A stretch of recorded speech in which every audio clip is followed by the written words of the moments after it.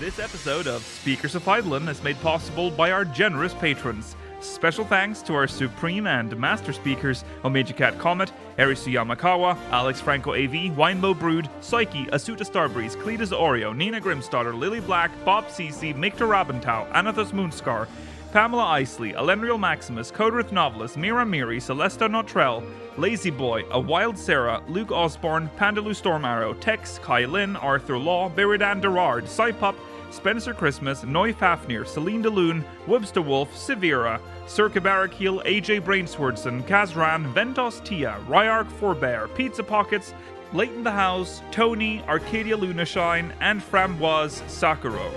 Support the show and become a patron today at patreon.com/SpeakersXIV. Thank you.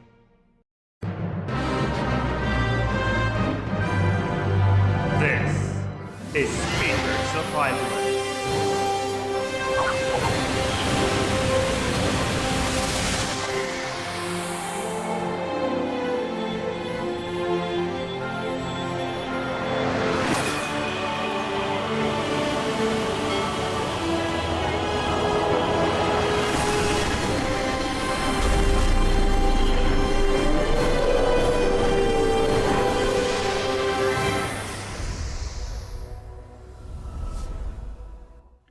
Good evening, Aorsians. Welcome to Speakers of Hydaelyn, episode 383. I'm Lakeel Bravestone, and I'm joined today by Georgi Whiston and Mela Vanadar. Woo-hoo! Hello. Hello. It is the first episode of 2024, and we are here with our FanFest special.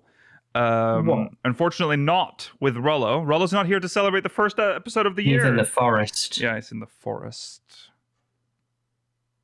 Mountain rescue. He's moved from the cave. Yeah, he's in the forest now.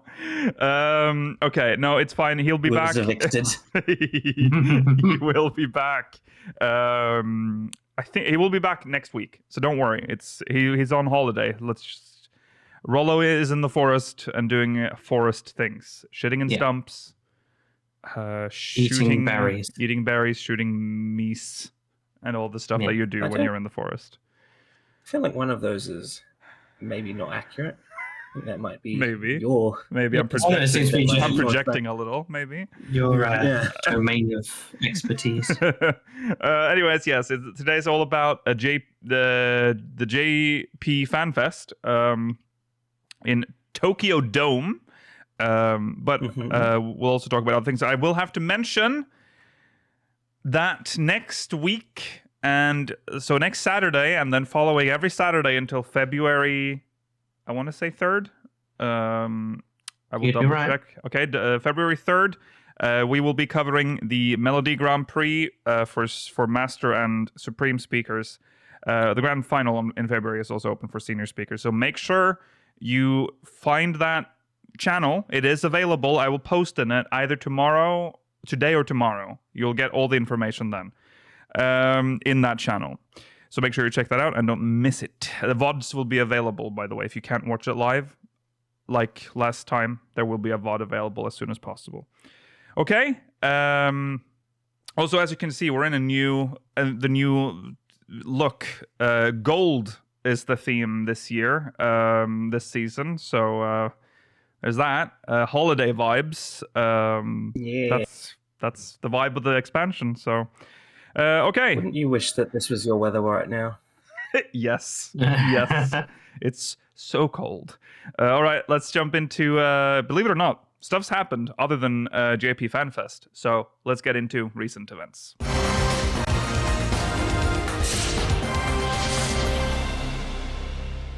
Yes. Well, we'll start with some shilling because that's what we do. This is actually a good deal because if you are watching right now and for some reason you don't have Endwalker, I guess, or Endwalker. Final Fantasy XIV is... Yeah, go on. If you want to buy it on another system. Right. Or maybe you want to buy it for a friend. Or you want to gift 14 it. players are solitary creatures. Yeah. This Final Fantasy XIV is 50% off on the Square Enix store, Mog Station, and the PlayStation Store. This will last until January 17th. But strangely, so that's on the Square Enix store / PlayStation Store. But on the MOG Station, the sale started on January 4th and lasts until the 18th of January. This shifted a day for some reason. So, cool, I guess. The stuff that is 50% off is Final Fantasy XIV Complete Edition, Collector's Edition, Endwalker Standard Edition, and Endwalker Collector's Edition. What? Wait, okay. What is the difference between... Oh, Complete Collector's Edition. That's the Collector's Editions of all of the previous ones, yeah. Of the previous ones. Whew. That must be spicy in terms of price normally. So, if I guess... It's good time, good, Well, it's like €100, I think, normally now. Oh, €100. So 50 now for when it's it's €50 now. Good deal if you don't have the collector's editions. Well worth getting. Yeah. Okay, so go do that. Also, moving on, it's a new year, and that means a New Year's greeting from Yoshi-P. I will read it. This is from the Lodestone. Happy New Year to all our Final Fantasy... Oh, God. I really hate the term FFXIVers. Because it does not roll off the tongue very easily. But that's what he says. Happy New Year to all our FFXIVers. This is producer and director Naoki Yoshida. How has everyone been enjoying this special time of year? I imagine many of you are relaxing and playing games or spending time with friends and family at lively holiday gatherings. As for the Final Fantasy XIV team here in Japan, well, we've been flat out getting things ready for Fan Festival 2024 in Tokyo. Fast asleep or wide awake, the words Fan Festival and 7.0 have taken up constant residence in our thoughts. Laughs. Love that he puts that in his New Year's speech or a message, but alright. The European one says lol. Really? Yeah. Oh, really? There's a it's been there's censored. a difference between the translation. It's I been guess so. interesting. Having returned to its world, I like lol more because that feels like he's written it. Laughs, yeah, it does. Laughs is awkward. It does, yeah. But lol is so... Come on, Yoshi-P. He's a gamer, lol. dude. Having returned to its worldwide tour format this year, Fan Festival has been bigger and better than ever. It was a huge success in Europe and the US, and we'll be making preparations right up until the last moment to ensure that everyone enjoys the conclusion to the tour in Tokyo. Whether you attend in person, Tokyo, or attend in person or watch events via streaming, we hope to put on an exciting show no matter where you'll be viewing from. And even though the venue is the magnificent Tokyo Dome, you can expect the same sort of 14 shenanigans we always deliver. I'm assuming then it would say lol after that, yeah. With two lols and two lols, dude. 2 lols. With the 10th anniversary of Final Fantasy XIV's rebirth behind us, we are taking the first determined steps towards our next 10 years of service. We've been accompanied on this epic journey by warriors of light from across the globe, and we intend to maintain that partnership by placing an even greater value on communication as we expand the world of Final Fantasy XIV. This next step is a big one, full of brand new challenges, and I am personally excited to see everyone experience what we have in store this coming year. And what do we have here? Even as I look to escape the pressures of the Fan Festival keynote speech, it seems someone has delivered a most curious note to my office. And as always, it is curious and difficult to read. I was just about to say, this is in the most horrendous font. Okay, it says, I awake at the break of dawn, as I always do. Turning to scan the western seas, I contemplate the journey ahead. Will it seem a homecoming or a new beginning? Time will tell. Though the salt winds whisper to me of things unknown. That's it. Very good. Yeah, I did it. From the Journal of an Explorer. The saga of Hydaelyn and Zodiac has reached its conclusion, and the stage is now set for new tales of adventure. As the explorer writes, the journey ahead lies to the west, and only time will tell what the coming months and years will bring. As stated above... You don't want to speculate who wrote it? No. Just it's always an explorer. Yeah, it's just an explorer. I mean, it's just a dude who wrote that. Is it always an explorer? Oh, it's something like that though. It's always an unknown Yeah, it's always like explorer, dude traveler. from. To me, it reads like something from Erinville. Sure. I mean, it could doesn't be. really matter. We know where we're going, so it's not really that big of a mystery to decode, really. It's the other one it's the off-year ones that are the exciting ones where we Yeah. have to figure things out. Mhm. Yeah. As the explorer writes, the journey ahead lies to the west, and only time will tell what the coming months and years will bring. As stated above, challenges abound as we work towards the release of Final Fantasy XIV Dawn Trail. Our current tasks, not the least of which is a major update to overhaul 10 years' worth of graphic development, involve making steady improvements to our development and operational processes with an eye towards long-term service. Some of these changes will be felt immediately, while others may only become noticeable after several years. With haste makes waste as our mantra, however, we intend to tackle the obstacles before us with a deliberate thoroughness. Final Fantasy XIV is a journey we promise to make alongside all our warriors of light. Everything we do is for everyone to enjoy, all of us together. Again, I wish you a happy new year and and thank you for your continued support. Final Fantasy XIV producer-director Naoki Yoshida, followed by this. Lovely. Why is Ritra in the New World? Now, I think we can't take this as anything No, other than a obviously beautiful not. postcard of Yeah. sunning in the. Yeah. Yeah, But, he's just chilling. why can't Vritra have a holiday too? Exactly. He It wouldn't couldn't take him bring very long to get there. Ashnaya. Yeah. He wouldn't take him very long to get there, considering he can fly to the moon within a relatively short period of time. True. Yeah, True. he could help us maybe, but unfortunately we have to go in a dinghy. Mm-hmm. Yeah, there's not. It's not a very. I mean, it's a nice New Year's message, but it's nothing to like decode, obviously, because No, and especially it's not now the that exciting one. we've seen the keynote.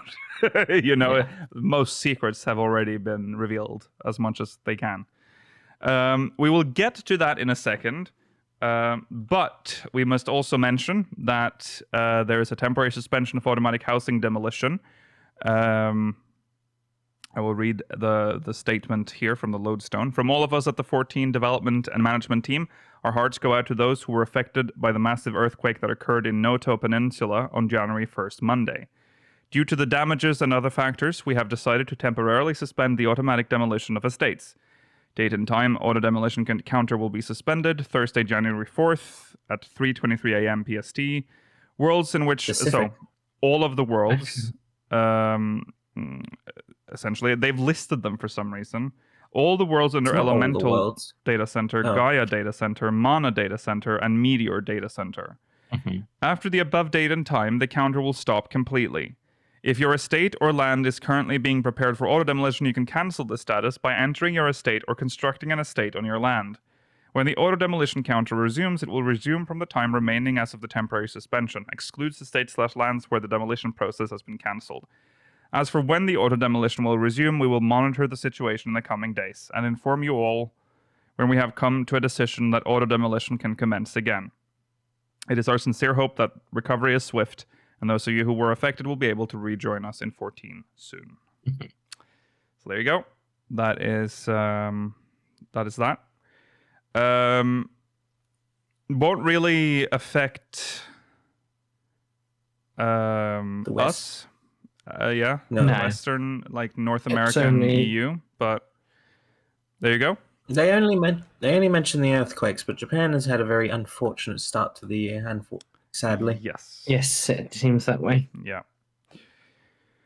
Okay, that's all of that out of the way. That is recent events. Now it's time to talk about JP FanFest 2024. We will start. I mean, we can mention that it was in Tokyo Dome again. Huge venue.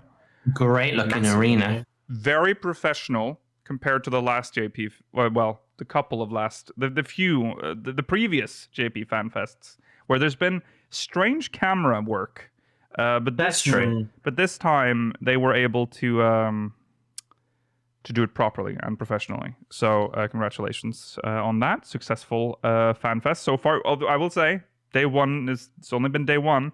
Anything can happen. That's on true. day two. They Yeah. might get the day Dad of 2 Light camera. season 2. Yeah. Okay, we'll go through the keynote and discuss as we go along. But we'll start with an analysis of the trailer. As with every time we do this, Well, remember. spoilers. Look at that. Spoiler. For the keeper. Well, you would, if you're watching this, you should already know this. Also, you should have already watched the trailer. Remember, we are going to be very annoying during this part. Yes. We're gonna just keep we're gonna stop it at random points and stuff. Constantly. Okay. Right. Let's get to it then. Peggy 16. There it is. That's better. We can hear it.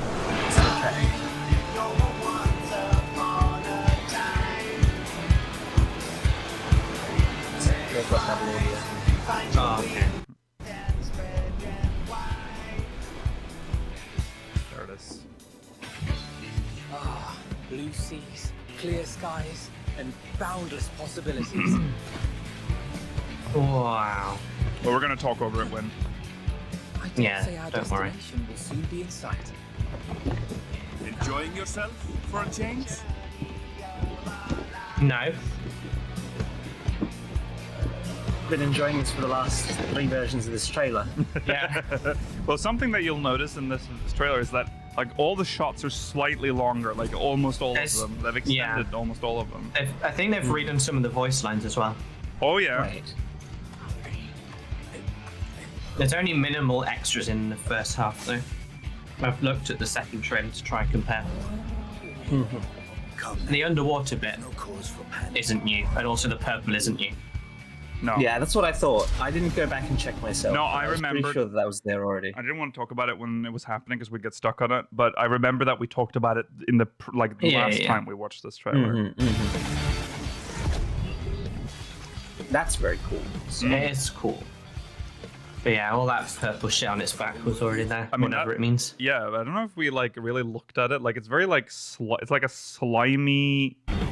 It's like Just- webs or something. It's like weird. Yeah. Okay. It's hard to.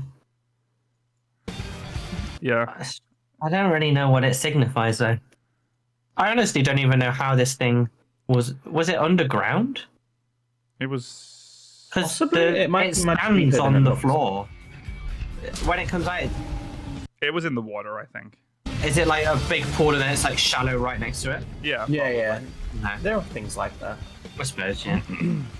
This hair is awfully dry in the end, considering everything else is wet. Yeah, disappointing. Work on that creative, whatever they're called. Visual. Well, they're Visual works, yeah, I want to say DreamWorks.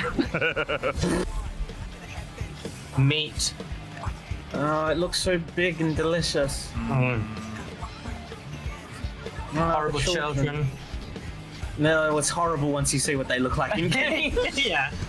Aliens. We get this scene Oh, again. this is the with, same. Yes. The only the extended Alizé scene. But the person dropping the fruit was also in the second one. It was, yes.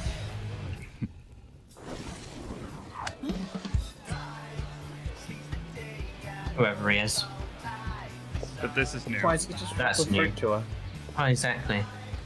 And then the fish man. But It's a transition. I like that trend. It's Nice wild. transition.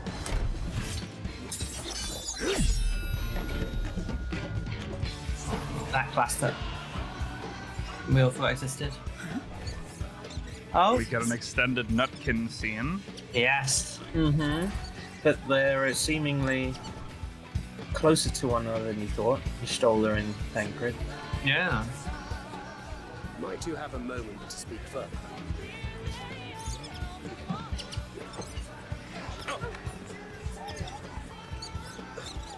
Oh, Aw, so he's so cute. cute. Well, nothing wants to be apparently like thankful. vermin in the Aw. in the New World, so maybe that's why they were disgusted and left. Yeah. He's so fluffy.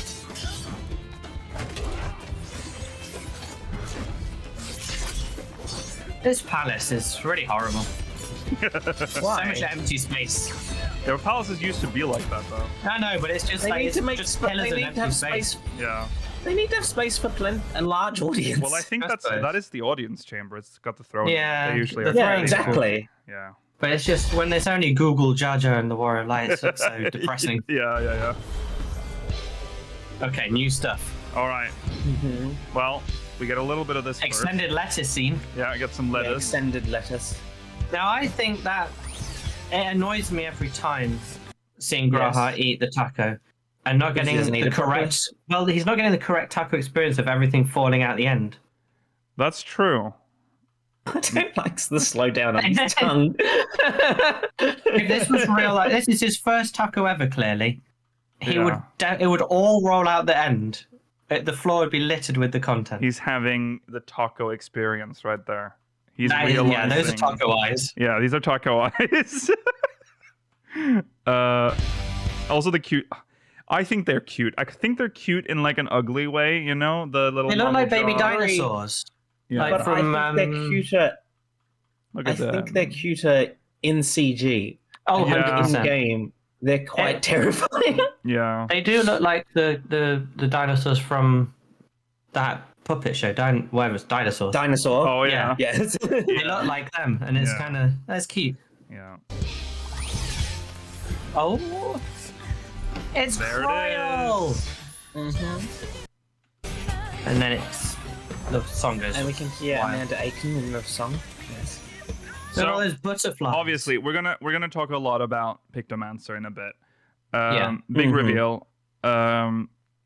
But I mean, this is w- just we intense. it's worth mentioning that she is wearing the earring. Oh God, where we? She is, yeah. Wait, Yeah, no, yes. she isn't. Yes, there you go. No, she it? is. I'm pretty sure she Nice. is. I haven't looked at it since, Yeah, I thought- since that night. Hang on, and that doesn't. No, wait, it's gonna fall down. Here we No, go. no, Oh, there It's we just go. at Yeah, a it was weird funny angle. now. It is that earring. There it is. It's Yeah. like halfway flopping right here now, but Yeah. Yeah. Weird necklace as well. yeah. It's an overall new outfit. She's just still wearing the She needs to have Code of the. 9 lives. Yes, there you go. I'm not That's a better surprised view by. of it. There it is. You can see Yes, she's wearing yeah. the There it is. That was the shot I was looking That's for. a perfect one. Look Yeah. how happy Yes, she yes. looks. Yeah. This is very hype, but we'll talk about It's the job super hype. in a second. Because it has split the community a little. A lot out Yes. well, a lot here has Yes. some things that I didn't expect as well. Mm-hmm. She draws a Spriggan. This is wild. She just makes This is ink adorable. Spriggan or paint Yeah. Spriggan. And then he just cackles over the city.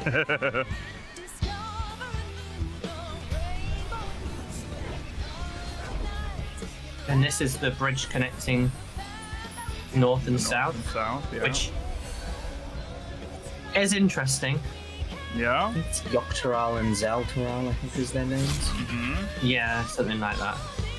I Yeah, can't- North and South America are split by just a chasm.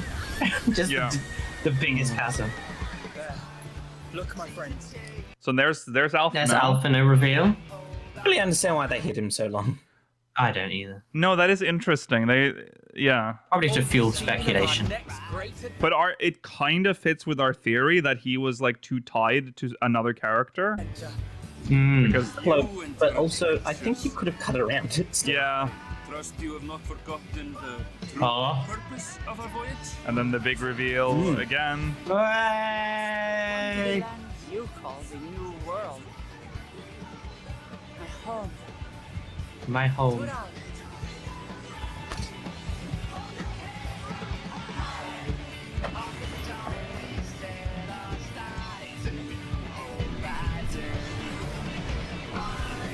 So I was right about the fact that they just digitally removed. They rendered one scene without her in. With Alfina, we always saw, I think. I guess they just couldn't be bothered. I think we always saw him in there. Well, I don't think there was any need to. No. No. So from this trailer, they removed the weapon and the female Hrothgar from the scene.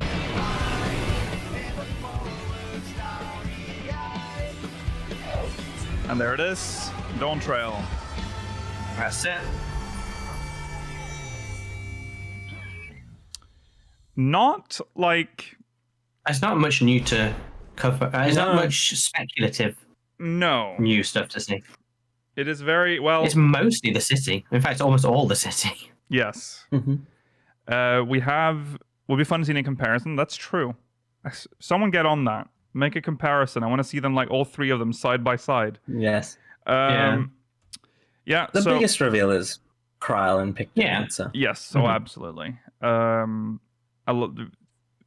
Did not. Well, we'll talk about it when we get to it. All right. Let's just get into the live letter, or sorry, the keynote.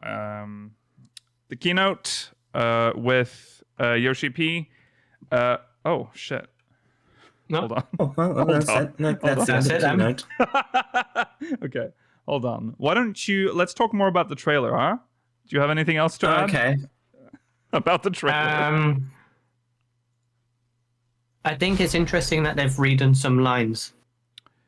Like Estinian's one where it says this is going to be more of a challenge, whatever, was definitely different between the two. And I don't know why. The new ones just felt a bit more decisive. I don't know. It's weird. I think we've gotten a stronger idea as to the factions, possibly. Except for Estinian. Estinian is the one that I still have the least idea as to where he stands in all this. Yeah. He could be his own third faction where he just wanders around. Possibly. I think so. This definitely confirms that Kryl and Graha are together because they're in the same scene. It's highly possible that Y'shtola is in the same place as Thancred and Urianger because of the Nutkin transitioning between them. So that's one split. I think Alphino and presumably Alizé is going to be with us. So it's just a matter of we're probably going to be with Graha and Kryl, I would suspect. Yeah. It's difficult, because there's a few, like Alizé's on her own. She's on her own, that's true. And Alphino, Arenville, and us are going with the new woman, Ufanville. Ufa-Dufa. Whatever her name was, Ufa-Dufa. It's hard because they still haven't I'm not showing us her name. Please show us her name. The only conclusive one is the Kryl, Graha, and the Thancred, Urianger, and probably Y'shtola. Yes. Okay. But Y'shtola's not on. We'll get to it later. But Y'shtola is not on the key art, but Thancred and Urianger are. True. Suspicious. Okay. That is suspicious. All right, we have it. I have it sorted. Okay. Let's talk about the keynote.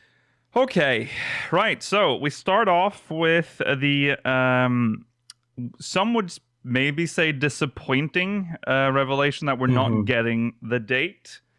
Yoshi-P said that it will be summer and it will not be Square Enix summer or a Square Enix schedule. It's going to be their schedule, so it's going to be proper summer.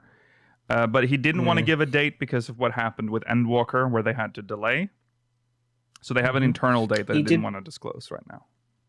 They did bring up that, when they said summer for 16, it did release in June. So they are trying to encourage us to think that it will be sooner rather than later. Yes. So I think this is better though. I'd rather not have a situation where people, book leave and then it changes like Endwalker. Yeah. I'm assuming they got a lot of flack for Endwalker. Yes, I suspect we'll still find out relatively early, at least 2 or 3 months in advance. It'll probably happen around the time of the media tour that we'll find out a more definitive date, or at least a month. Around March, April, maybe. Yeah. Okay, so summer 2024, expect June, July. That's it. Yeah. I looking forward to it. Yeah. Okay, and then we moved on, of course, to the big one, the new job, and it was Pictomancer. There was a whole thing. I don't know if do I have it in here? No, we don't have the. Oh, there is a picture coming up, but it's not until later. They brought a cosplayer up wearing the Pictomancer gear, and he said that it was better that she wore it than he, because you don't want to see that. Did he do this? Well, did he do this whole same thing when they revealed Dancer? Like, you don't want to see me wearing the Dancer outfit.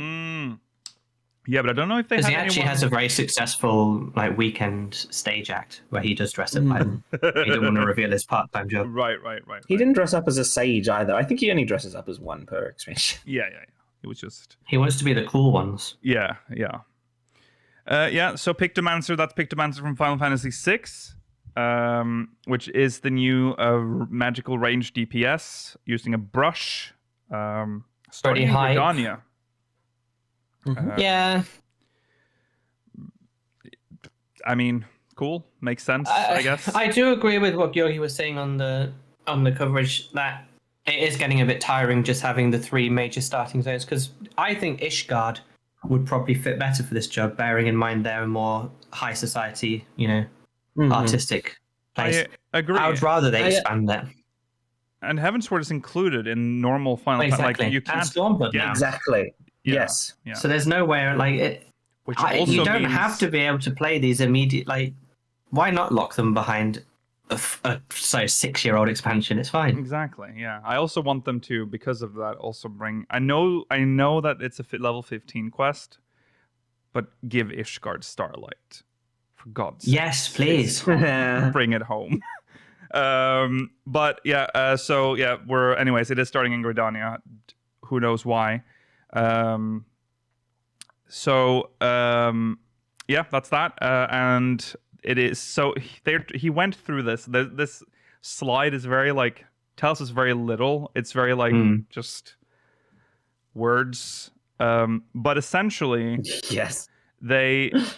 Should we just show the video actually? The job trailer video? Because we do have that lined up as well. Because he said that it will it's heavy on, it's not heavy on, but it has support. It has the support function. It has buffs, but it doesn't have res. It does not have res. No res. Very important. You can't paint people alive, I guess. No. No. Yeah, it's hard to like talk about this job before we've looked at like what it actually looks like in action. So let's take a look at it's not as hard on damage as Black Mage. It's more like a Red Mage. Yeah. To me, the thing I think it'll be closer to Summoner in terms of damage. Yeah. Yeah. Feels like it plays similarly, potentially, as well. It's really hard to tell what its rotation will be, even from the trailer. All right, so here's the... I'll turn it down because we don't need the audio. Well, first of all, I'll say the animation here... Very impressive. It's very good. Yes. She's walking through an empty market. Look how happy she is. She is very happy. She winks. Oh. Oh. There's an explosive one. Lightning. Earth. This is probably a buff. Yeah. Shooting star buff. And then ice. Ice. Yeah. This is completely... Summons a Moogle. Polarized the community. In terms of aesthetic. But I have not seen such beautiful animations in this game ever. And I'm all for it. Okay. Some people would like ultra muddy, like more realistic effects, but it's an artist. Some people say that the color scheme it does not match the aesthetic of the game, is what I have seen. But they're painting. Some people also just say it doesn't look cool, which is I think is an outright incorrect opinion. Yeah, it looks really cool. Yeah, I think a lot of people that are struggling with this have forgotten about everything else that clashes with literally everything else in this game.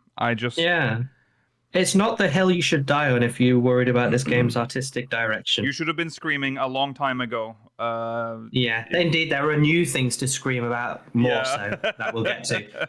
This looks fantastic. I don't know, it wouldn't be out of place in just some of the more whimsical content. Like, the Fae could have done effects like this, but they didn't. Yeah, I was going to say if the trailer was in Ilmeg, people might have been less off put by it. Yeah. Or like, you know, Gold Saucer type stuff, Hildy stuff. Like, there's lots of silly, more cartoonish things in the game that haven't always been, you know, as cartoonish as they are. But they're put like Hildebrand had great animations early on, which was funny. But now look at like Branderhild. Yeah. He's like a Final Fantasy VII character. Like, it's cool. The animations are so nice. I can see where they're coming from with like the colors looking like it does. They're very bright, sure, but it does look a little off, and that can easily be adjusted. You know, they can probably fix that, but not too much. No. I don't want it to go into just the mud filter. This game needs color. Yeah, I agree. I think it's I agree fun. with Chet that the colors, the vibrancy, like really makes the job stand out and give it a sense of identity compared to all previous Exactly. jobs. Yeah. Like I love it places itself as being unique from anything we've had before. Yeah. Yeah. I think go for this, you know, here on out. Like, well, you know, make sure the spells are more identifiable. I will say, I mean, while I enjoy that because if you compare this to Viper is like who, you know? Yeah. It's like it's just which one is that a ninja? You know, it's hard to tell. This one is very clear. Like this is completely. They've never done anything as far out looking as this ever. I mean, I can't. No one compares to this. I like the that. closest they've had to this is the visual effects they had on the Byako crafted weapons. Yeah. And I think they looked fantastic. Yeah. Yes. I really like that effect. I think this is going to be weird for a little bit, and then it'll all be forgiven and accepted, and we'll move on. It's not Green Mage. Let's talk about that for a second, because I think what happened is that the community got locked in place. I remember there was a time when we tried to discuss it, but it was all like, it's Green Mage. But let's go back for a second and think about the proof. It was the earring, and turtles are green. Turtles are green, and the few mentions of what a Green Mage is, the icon from like a tactics spin-off game or whatever. I am so sorry. We failed. We failed in our job here. I like that Yoshi-P said that he specifically picked a shirt that was a teaser for all. Well, for Viper as well as for both Pictomancer and Green Mage. I like that. Yeah, it was. If it makes you feel better, she still wears the earring. That is true. That is That's a little bit of a slight against you, Green Mages, actually. I'm actually curious as to the context behind the earring. Like, why does she have it? Why was it so relevant now? I guess we'll learn. That's true. Yeah. Yeah. So, sorry about no. Like, I think everyone. I feel like I don't often check on the greater creator community in 14. But I did notice that a lot of our fellow creators locked in Green Mage before FanFest. Yeah. And we did was too. The top one. And Geomancer was also quite popular. Yeah. Yeah. I know I was there, but I would like to go back at some point to because during the EU FanFest, after the reveal of Viper, he asked the audience, what do you think the next job will be, based on the teaser we showed you at the end of 6.5, and Green Mage was pretty sure the first one that he heard and responded to. But I'm curious as to if he acknowledged anyone saying Pictomancer or anything, because I don't remember. Yeah, that's a good thing to look back on. Yeah. But yeah, we did actually at some point talk about Pictomancer being a potential job. Unfortunately, not a black and white moment, because we eventually just shot that down and was like, no, it's Green Mage. It is Green Mage. I will say, and I said that when we saw the reveal for Pictomancer, this is better than what I think Green Mage would have looked like. So I'm glad we got Pictomancer instead. I think we have a picture here of there's the cosplayer, and this weird stance. I looked a lot at this picture. His legs are strange in this picture. Do you see like what is happening? Yeah, I see. Here? He's like a lumpy leg. I don't know what's happening here. But anyways, there she is. He brought her on stage to show off her cosplay stuff. It was very, very nice. But then we had to spend like 20 minutes on it's a joke. It's like 10 minutes, but on the fact that they've changed the German translation of this the job's name. In German, it was a duplicant, and in 14 it'll be called Pictomant. And that is what's interesting, though. What's actually interesting is that this is a change that will affect all future Final Fantasies, because this, and I'm assuming any remasters or re-releases, this is now the canon name for the job in German. So there you go. I think it's because Pictomant represents better what they want the job to be, whereas like they had no concept of where the job was going to go based on one game back in Final Fantasy VI. Yeah. All right, we're moving on. We're not going to. Pictomant will be in any of the like 2 more Final Fantasies we'll get in our lifetime. Okay, and then we have this, which I'm just showing this because it just includes the new backgrounds. The rest here is old stuff, but he made we got a close up from the trailer of Alphino and Kryl. I was wondering if Alphino was aged up a little, but I don't think is. It's just what it looks like in CG. I think this is what it looks like. CG.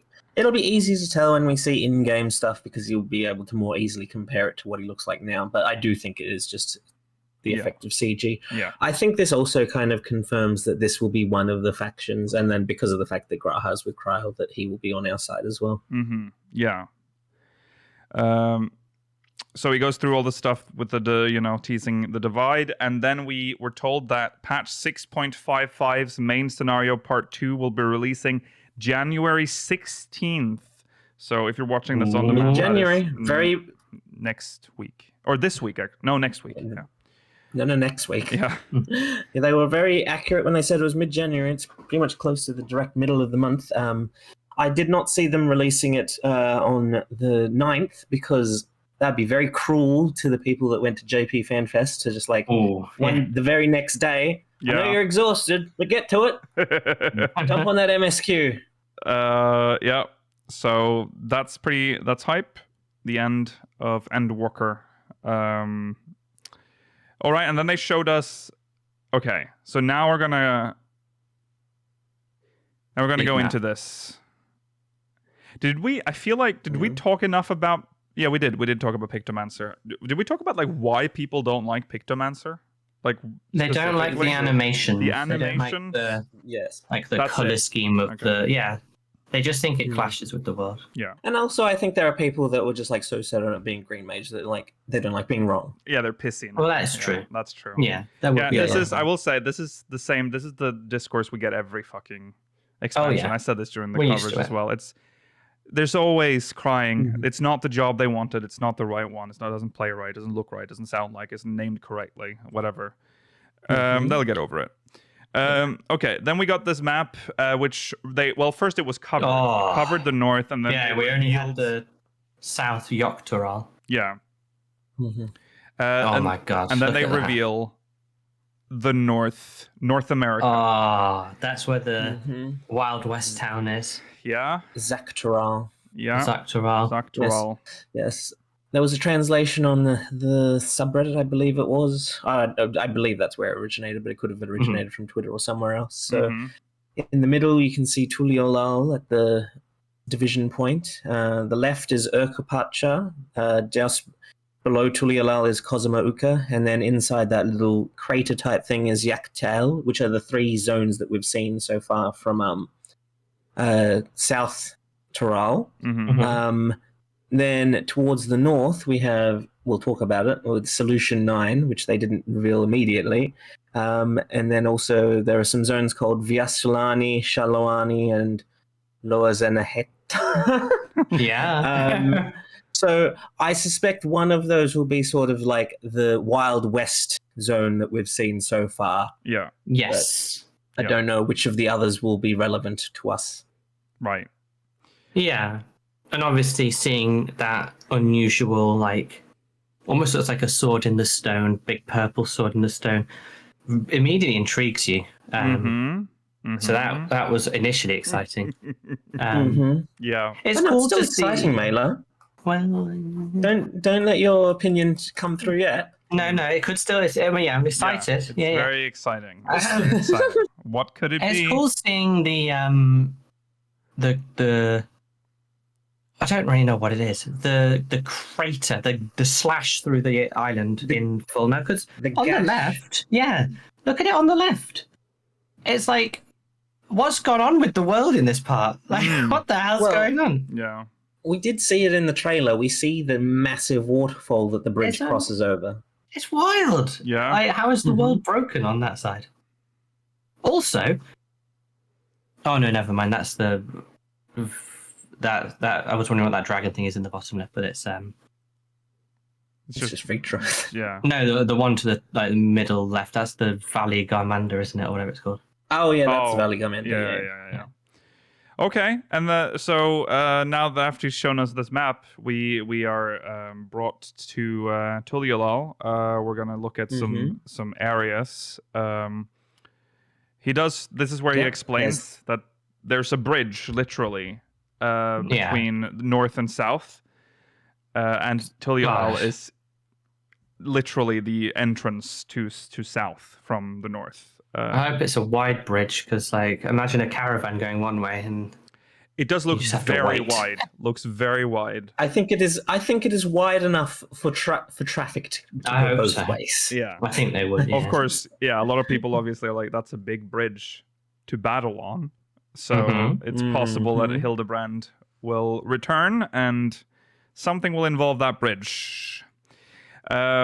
So they showed us a video as well of some of the new areas, or some of the new areas.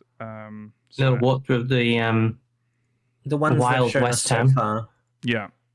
So let's have a look at that.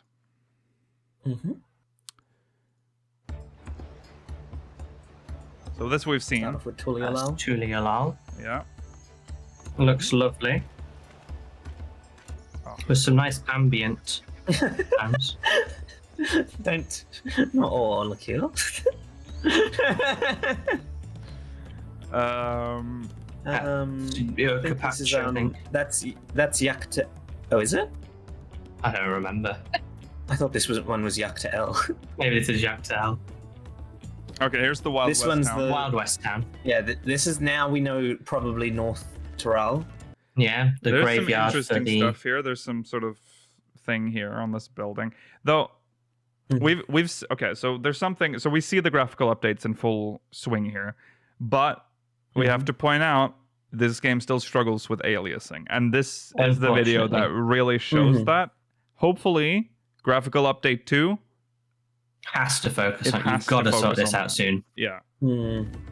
It's really ugly. So this What's that place looks say? abandoned. I think Do we now have that language? it says Bar? bar.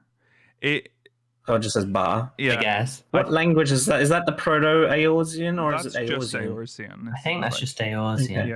Yeah. Oh, it that's doesn't have the convenient. That's slash. very kind of them to use our language. I forgot what I was gonna say. You were saying it's abandoned. I think they just don't want to show NPCs. I think they just Yeah. Well, the cut aesthetic's out a all bit NPCs. abandoned though, The anyway, lights isn't are it? Don't you on. think? Lights Well, the are lights on. are on, but they're like crystals. They're kind of cool. Yeah. They're not like.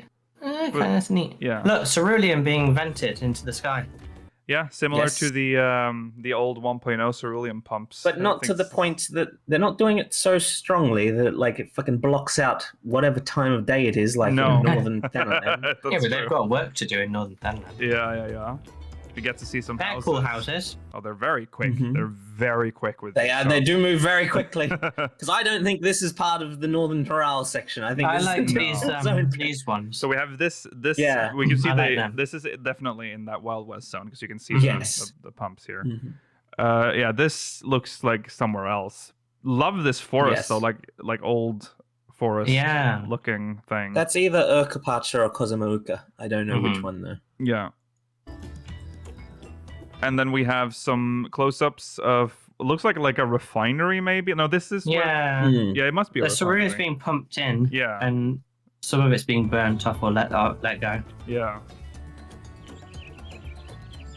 And then this That place is nice. That's- Crazy. Oh, I I think like that this. I think that one's Kozamauka. I think Kozamauka is the one that's around the waterfall.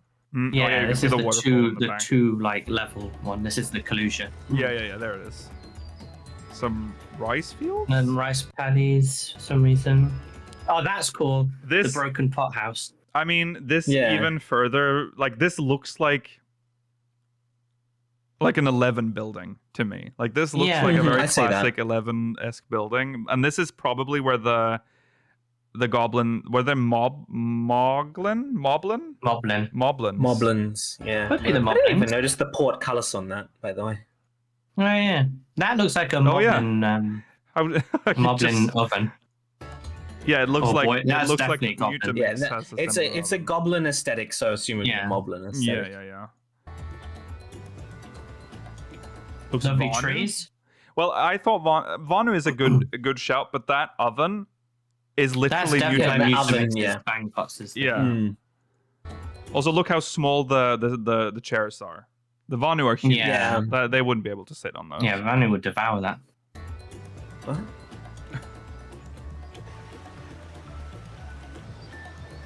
Oh, I can't. Like, Ah, I get filled with this like excitement. I love. new zones are the I best don't part. often get excited anymore, right? So this is it. This is my drug. When I get like a new expansion, New expansion is one of the and best you things can you'll like ever make. explore. Mm-hmm.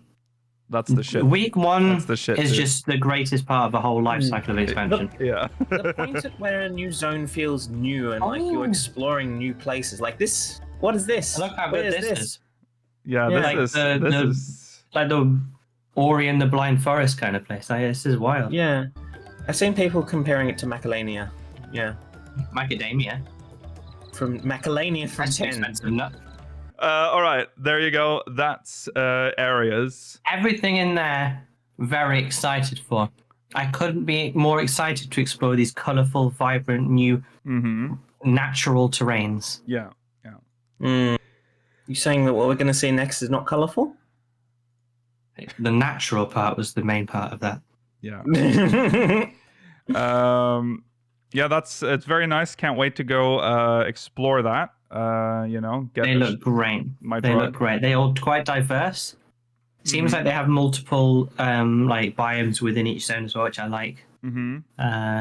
It's going to be cool to explore new zones. Yeah, The best exactly. part. Yeah. Okay, sorry. That's where we are. Okay, yeah, there we go. Okay. Unfortunately,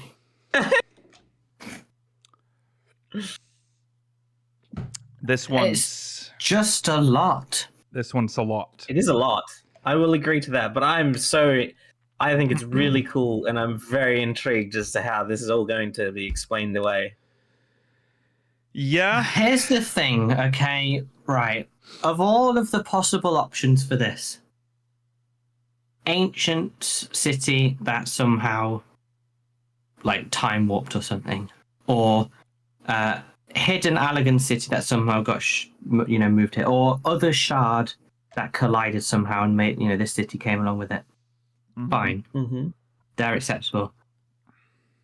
Basically, like 2147 New York just existing in Eorzea all this time and us not finding it isn't good enough for me. It can't just exist. Oh, well, in the world though, this can't just exist because we'd have found it and we'd know about it. Yeah. Well. Well, Yeah. yeah. Solution 9. It's A called city. Solution 9. Yeah. Solution 9. What did I call it? Situation. Situation 9. Solution 9. I 9. mean, the name of it implies this was like the moon, something that had been come up with to, in case something bad happened, like the final days will all go on the moon and go to a new planet. This looks like one of the options. Mm-hmm. But maybe it was Alec that had this because they were obviously going to do the Meteor project. Maybe that would explode the whole world. Mm-hmm. This was, a separate entity that existed and has just kept going. Yeah. Things like that is more acceptable. The issue with it being Alleg is that they use modern Eorzean. Yeah, this was a big Eorzean. thing that we realized. There's some text in the teaser in the video that they showed. I don't remember. Was it a video? It was a video. They showed a video of this place. No, it's a video for this, yeah. Yeah, we do have a video. We do have. We're going to look at that. And it has the Proto Eorzean script, which is Ancients. Mm. Which makes me happier in a way. Yeah, same. That's the same reaction I had. It's less worrying. Yeah, I because there's also, which we'll also see in a bit, the raid, the 8-man raid, is clearly tied to this. Around, yeah. And it has what looks like an Asian sigil, specifically someone we can identify, I think, right? I don't remember their name. Actually, making comparisons to Altima. Altima. So which is someone that's we've been interested in the past, has been brought up a few times. So, and it's also called Solution 9, which makes me, I mean, yes, it's a 9 reference, all that, blah, blah, blah. But to make it fit into 14, this could have just been like another tool, like another project for the greater goal that they were working on their own. There is a thing in the video that we'll stop at it. We'll stop at the specific thing, but it says soul transfer this way, like employment and soul transfer. So this is some, it could be some sort of Asian. If I had to guess, I would say whoever Ultima was in the final days wasn't. He obviously, he didn't want the massive calamity to happen.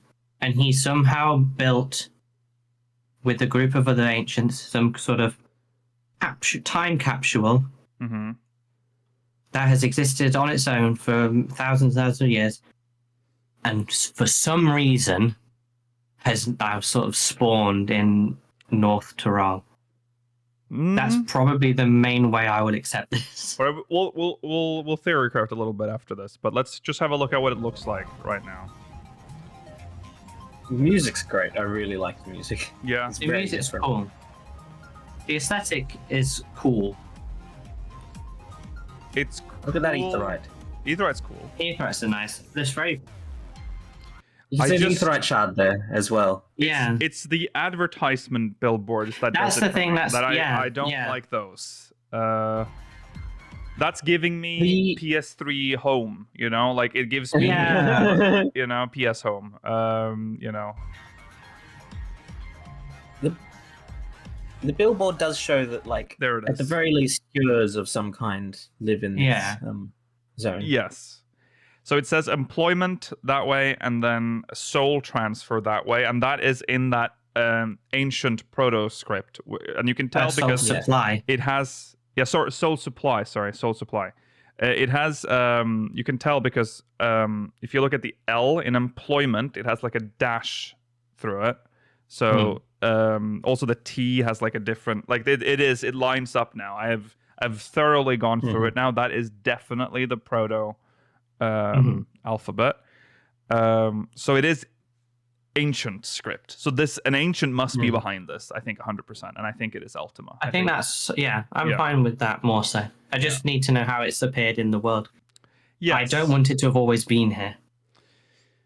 No. I want it to, like, for some reason, like, this crazy new structure has appeared. We need to investigate it. You can't accept the idea that it was hidden away in the same style as the city in Final Fantasy VIII? Like a star? I can accept that it was hidden away. Okay. Yeah. Because if there's no way anyone could have found it until now, that's acceptable. It's just the fact that they uncovered the map, and whoever the map drawer is has already marked it on the map and drawn what it looks like, and it's like as if it was part of the world. Well, it's a new style. It is a new style of map. It's not in the style that we've seen before. No, that's so this true. is a new map. Yeah, it's a not newly the same designed map maker as before. Yeah. Yeah. It's We've it been just to has the to have moon. been hidden away. That's true. Well, We would have yeah. seen it. Yeah. So That's true. We would have seen it. So it has to have been hidden away. I'm fine with it. It's been it's been hidden. like I'm pretty sure it's an ancient. I have a feeling something's going to happen in the MSQ that makes it appear. Mhm. And then that's when Mhm. we go and investigate it. And I think there's going to be something sinister here. Oh, at for play. sure. Yeah. I mean, look at those leatherette chairs on the right hand side. Yeah. That's pretty evil. One theory I've seen for people with what soul supply is that it's a way for people to like make themselves whole again. Oh, so that could be the interesting. solution. We need That- to become like living again. Mm, Oh. okay. Yeah. So I think the full understanding of that theory that I've seen people throwing around is the idea that the soul supply is in some way pulls the other shards of your soul. So essentially, you're killing people and other shards to become whole again. Become you again. How many calamities have there been? 8. 8. So no, 7. 7. Oh. 8 We was the didn't have Black an 8. Rose one that we al- averted. we almost had an 8th, yeah. Thought maybe So this there's was- 7. All the elements 7 and shards, then Megadeth. 7 shards are gone, and then there's 1 shard that is unusable. So Yeah, we stopped there's the a 8th. total of So it ruins that. There's a total of 5 other shards. Yeah, well, I that we wasn't can thinking. visit? Yeah, but I was thinking about the name. That this would have been like the 9th Mhm. attempt to Aye. joining. But Oh, okay. mm, Well, the 9th shard still exists. It has not disappeared. yeah, that's true. So do you think this is an Ascian rather than an ancient creating this? Yeah. Well, Mm-hmm. yes. Yeah. Because there are no Because other. it could be either. But it is more likely to be Ascian. Oh, you're thinking like there might be somehow. They an created this ancient- solution in the ancient times, and somehow it's now manifest. Like survived. it was very long term. No, I feel like because we see the I think mask in that raid. Yeah, I think have it's a an true. Ascian. I think an Ascian did this. It also could be something that Ultima set in place before they were sundered, Yeah. but I think that like in the current form, it's an Ascian that is in charge, or at least Mm-hmm. behind the scenes of this. Yeah. Right. I don't know from. Oh yeah. So there's back to more. Ascians. We're back to Ascians, I think. Yeah. I kind of missed them. I don't mind Ascians being relevant as long as they're not trying to do the same thing they were doing before. I like the idea of them going after their own like ends. What if solution 9? Right, hear me out here. Okay. Is they make a new moon, and we begin a new 10-year storyline to go to that moon and defeat the ancient being that they are now creating there. And along the way, we fight dragons, and Xenos comes back, and Why Wait, are you doing then we go this? to Are you the talking second about? shard. Are you talking about? We just redo the whole plot again. That's awful. Stop That's cooking. terrible. Cease cooking. Yeah. Well, we'll see. I mean, I am more calm now, knowing I'm that not like, yeah. it's more rooted I can in accept existing this lore. if it's just how it's introduced. That's the worrying part. Because Yeah. when you see that, Yeah. you're not like, you don't think Final Fantasy XIV Overworld Zone, Eorzean Overworld Zone. No. You don't think like hub city? No, exactly. No, No. it's so far removed from what we're used to, which I'm is just gonna take the fine. battery. And we But, have like- had similar things, but it's just. But it is this rough. beyond the nation's power to even make? Because remember, Emmett Selk made an entire city at the bottom of the ocean. Well, that's the thing. Amarot is our biggest anchor to how this can exist. Hmm. Hmm. And Amarot was underwater, so it was like hidden away. This one is too prominent, so I hope it's just like glamoured away. There is nothing wrong with something different, just so we're clear, but it has to but- make sense in the world. Otherwise, Yeah, there is nothing yeah. left in this game to like connect anything. Yeah. You have to remember that we, like in Eorzea, trade is still done through like chocobo carriages and airships that run on like that has a balloon on it. Like you can't have this would break like a world needs to be believable, right? Yeah. I don't care if you think it's cool with futuristic stuff. You have to have cohesion in a world, otherwise the world means nothing, right? Yeah. So that's what we're talking about. It's very easy to break that as well. It needs to make sense. Yeah. I am calm now because I know that it is. It probably is because I think it is an ASEAN like construct, and that makes it fine for me. But it has to have been hidden. This can't have been like something like, oh, solution 9. By the way, this is You know what? Are we on solution 9? Yeah. Oh yeah. Yeah. I mean, there are quite a few ways you can explain this. This is from another shard, and all the other shards don't have calamities, so like that would explain why they're able to be so much further technologically advanced. Could also be just like it's been something that has been unaffected by the calamities on our world as a result of like an ASEAN's influence, so they were able to advance in such a way that like nothing prevented them from resetting in the same way the rest of the world did. Yeah. Yeah. It also kind of looks. It kind of looks like they've also drawn from like Allegan technology because you can see the like lines going through everything, which is very Allegan. Yeah. Kind of looks like if Allag just got, to experience. The thing is, I would 3,000 years. There's the ASEANs who we know and love must have been somewhat aware of this. To some degree. Yeah, probably. And there's like, I know they're not going, they probably didn't plan this specifically 10 years in advance.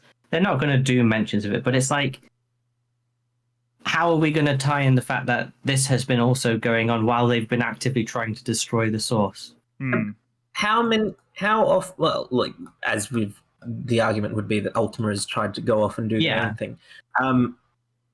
Also, how often do ASEANs even tell us about each other's plans? They normally only talk about what they want to do. Well, that is true. Yeah, that's true. We see scenes where they got together though for like all the convocation meetings and stuff, and they had that secret facility that we never went to. Yeah, Ultima was in that meeting that we see at the end of 2.0, apparently. And what did he say? Probably nothing. No, don't fucking remember. No, I didn't see that. Sorry. It would be amazing if we went back and he said, well, I'm off to start my own mega city. See you guys later. Yeah, the interesting... Yeah, go on. Well, my other argument would be, even if Ultima has been doing this all by themselves this whole time, like, what benefit does it have to, like, Emet-Selch to, like, what are you doing? It's like an unnecessary amount of effort for Emet-Selch to destroy this when, like, his ultimate goal will destroy it anyway. But Emet's goal, and most of the ASEAN's goals, was to go back to the golden age of, that ancient world, and to become whole again. Now, if this lad has found this soul supply thing that can make you whole again, and it actually somehow worked, they would, surely they would have been like, you know what, that's easier, we'll just do this, and then we can, like, rule this world, I guess, or something. Yeah. So, obviously, something's gone wrong with this place. Well, that's also like, that might be, we don't know the extent to what each ASEAN knows about each other's plans. Well, that's true. No. Also, I see a lot of you talking about, like, other shards and whatnot. Well, they showed that it exists on Hydaelyn, this world. So this is, if this has somehow like crossed over, like a whole city has crossed over from one shard to another, that's cool. That's like what the Crystal Tower can do. So that's possible and plausible. Yeah. And I'm okay with that. Yeah. But it just has to be kind of, how is this happening? Like maybe Ultima went off onto his own shard and literally just built this over thousands of years. And then they brought it here. Somehow came here. Yeah, for some reason. Yeah. Maybe the people on the 9th shard, or wherever this is from, if it is from a different shard, were like, oh shit, the other shards are disappearing. Let's go to the one that won't disappear. Yeah. That's what but Golbez was aware of it and wanted to come here. But there's also, this brings another question. Who the fuck lives here? Because this is a huge city. Look at how many lights there are. Like, there's a lot of people living here. Who are they? Are they from Hydaelyn or are they from another shard? If it's from another shard, like you could believe like a significant amount of the population. Yeah, living this here. Could be and like moving to the Necrostarium, where they've all had to like congregate here. And yeah, the aesthetic here, though, like Amarot was such a good Art Deco aesthetic to lend itself to the depression of no one really lives here. This is just my ghost town. This couldn't do that. No. I don't think this is supposed to be a ghost town. No. Yeah. And this one's going to be filled with people. It is interesting that this is artwork, by the way, and there's not a single person in the artwork. Not even like a shadow of a person anywhere. I don't think the Tuliolal artwork has people in it either. Is it not? I don't think that's necessarily. But it's always depicted with a lot of people in like all the promo pictures and whatnot. Yeah, everything about this has been empty, but maybe that's because it's a bit spoilery what lives in. I guess. Maybe. I'm assuming it could be ancients, it could be Asians, it could be just races from another shard. Yeah. There's a lot that it could be. I think the Tuliolal artwork is just far away, isn't it? Like you don't really see the streets in the artwork. No, the artwork I see there has people in it. Oh, okay. Yeah, there's a big even spooky then. I mean, this place looks like an absolute nightmare to traverse. This is artwork of Tuliolal, yeah. Here they've specifically look at these mega highways and stuff. What is this? I don't know. How do you get anywhere? It's a nightmare. All the screenshots, obviously, chat means nothing because they've removed everyone from everything. So that goes for all the zones essentially, except for Tuliolal.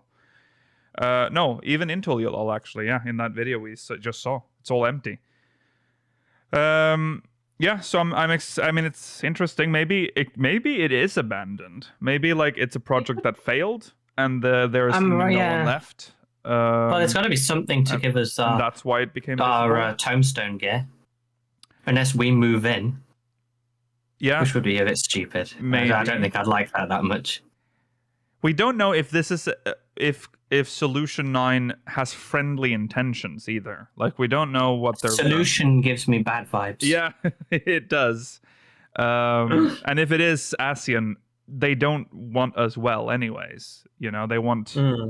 Bearing in mind what their goal is, and that they clearly don't care about what's lost on the way to that goal. Mm-hmm. Yes, and it has a place called Soul Supply. Yeah, I don't think it's a nice, friendly neighborhood. It is giving slightly rancid vibes. They do have I mean, consider the other direction on that sign was employment. Nothing specific, just employment. Just employment. It's very dystopian. Yeah. Maybe it's the name of a club. Is the name of a club. No, you do actually see it. We don't have it here now, but you see it. You see the pointer to Soul Supply. It has a little icon with a heart in it, and you actually see the reception area. It's like a vending machine right next there with a big heart on it. So I think it is like an actual service for whatever that means. Yeah, I'm intrigued. I'm not gonna go in and be like pissy. You've got to see how it is. I need to know how it fits in. I like that they're going for something different, but I do wish that they, for once, went back and maybe uncovered some of the secrets that already exist in this world that they have left behind. It's what variant dungeons are for. Yeah, but they don't even do that in the variant dungeons. New they places. Just make new shit up. But yeah. There it is. All right. Then we got this, which is like this. This is cool. Gives us a bit more insight into how this has gone down, because this is like old. Like Does that not look like Dalamud, but purple? With like the tombstone things falling down. It does. Mm-hmm. Which that's a bit scary, isn't it? Means probably, again, it kind of leans into the fact that this is probably based on Allag tech. But I'm pretty. If this is somehow the pathway to the Solution 9, this looks like it's appeared here, right? Yes. It doesn't. It looks like it's. I mean, the old tech. You can see that they've like built new tech into that building, by the way. I haven't noticed that before. Oh yeah. Yes. There is some new stuff here. That is interesting then. Yeah. I'm so confused about what this I all like means. this, though. I do like being bamboozled. Yeah, it's nice not to have the same old formula all the time. Yeah. I'm sure they'll explain it, and it'll make sense. And this actually is kind of cool because it shows that at some point this tech probably just appeared, and the people who lived here were like, "Oh," and then they merged, I guess. Yeah. And made this like hybrid thing. Or the ancients just took over. Or that. We don't know who lives here, but there is an old-timey train coming through here, a steam train. I like the train. Yeah. It is also giving like Midgar vibes with like the it does give Midgar vibes. Literally Midgar plate, the slums underneath the train, which you start 7 on. Yeah. That's the steam train for some reason. Yeah. So who knows? Genova will be here. Genova. Yeah, Genova will be here. Okay. Yeah, this place is called Heritage Found, which is also like an interesting weird name. Bit. In this region overflowing with lightning energies, thick thunderclouds blot out the sun, while streaks of purple levin illuminate the land day and night. Heritage Found also sounds like an Asian ancient type name. Yeah. Yes. Yeah. So they've probably repurposed this place for themselves. Probably. Heritage Found. They found... Oh, yeah, it might be an important place for the ancients, maybe, if it is them. Potentially. Maybe something in North Tyrol was survived from the Sundering or reminds them of the time before. Yeah, they do say streaks of purple levin illuminate the land day and night, which purple, we already know, plays a big role in other areas. We saw the goo on the monster in the trailer. There's that in the previous FanFest keynote, he showed the mountain pass thing, and he had all those purple, like... That's in the dungeon crawl as well. Yeah, the dungeon crawl, like that. There is something about that. It feels like something's corrupting the land. It's also purple, and it's probably because this has appeared. Purple is the color you see in all of this tech that we've seen. It's the color. It's If we go back, it wouldn't be surprising if this is like you see it here as well. It's purple everywhere. So yeah, I think this is essentially Ultima's Midgard sucking the life or destroying the land somehow. It's killing the planet Cloud.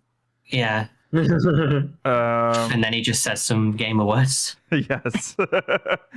And then we have another. This is an in-game picture screenshot from somewhere in this region, and you can see these like towers all over that have like lines going through them. I don't know what are they, like power lines or maybe they're. You can also see Tyrol style aetheryte there in the middle as well. Oh yeah, true. Yeah.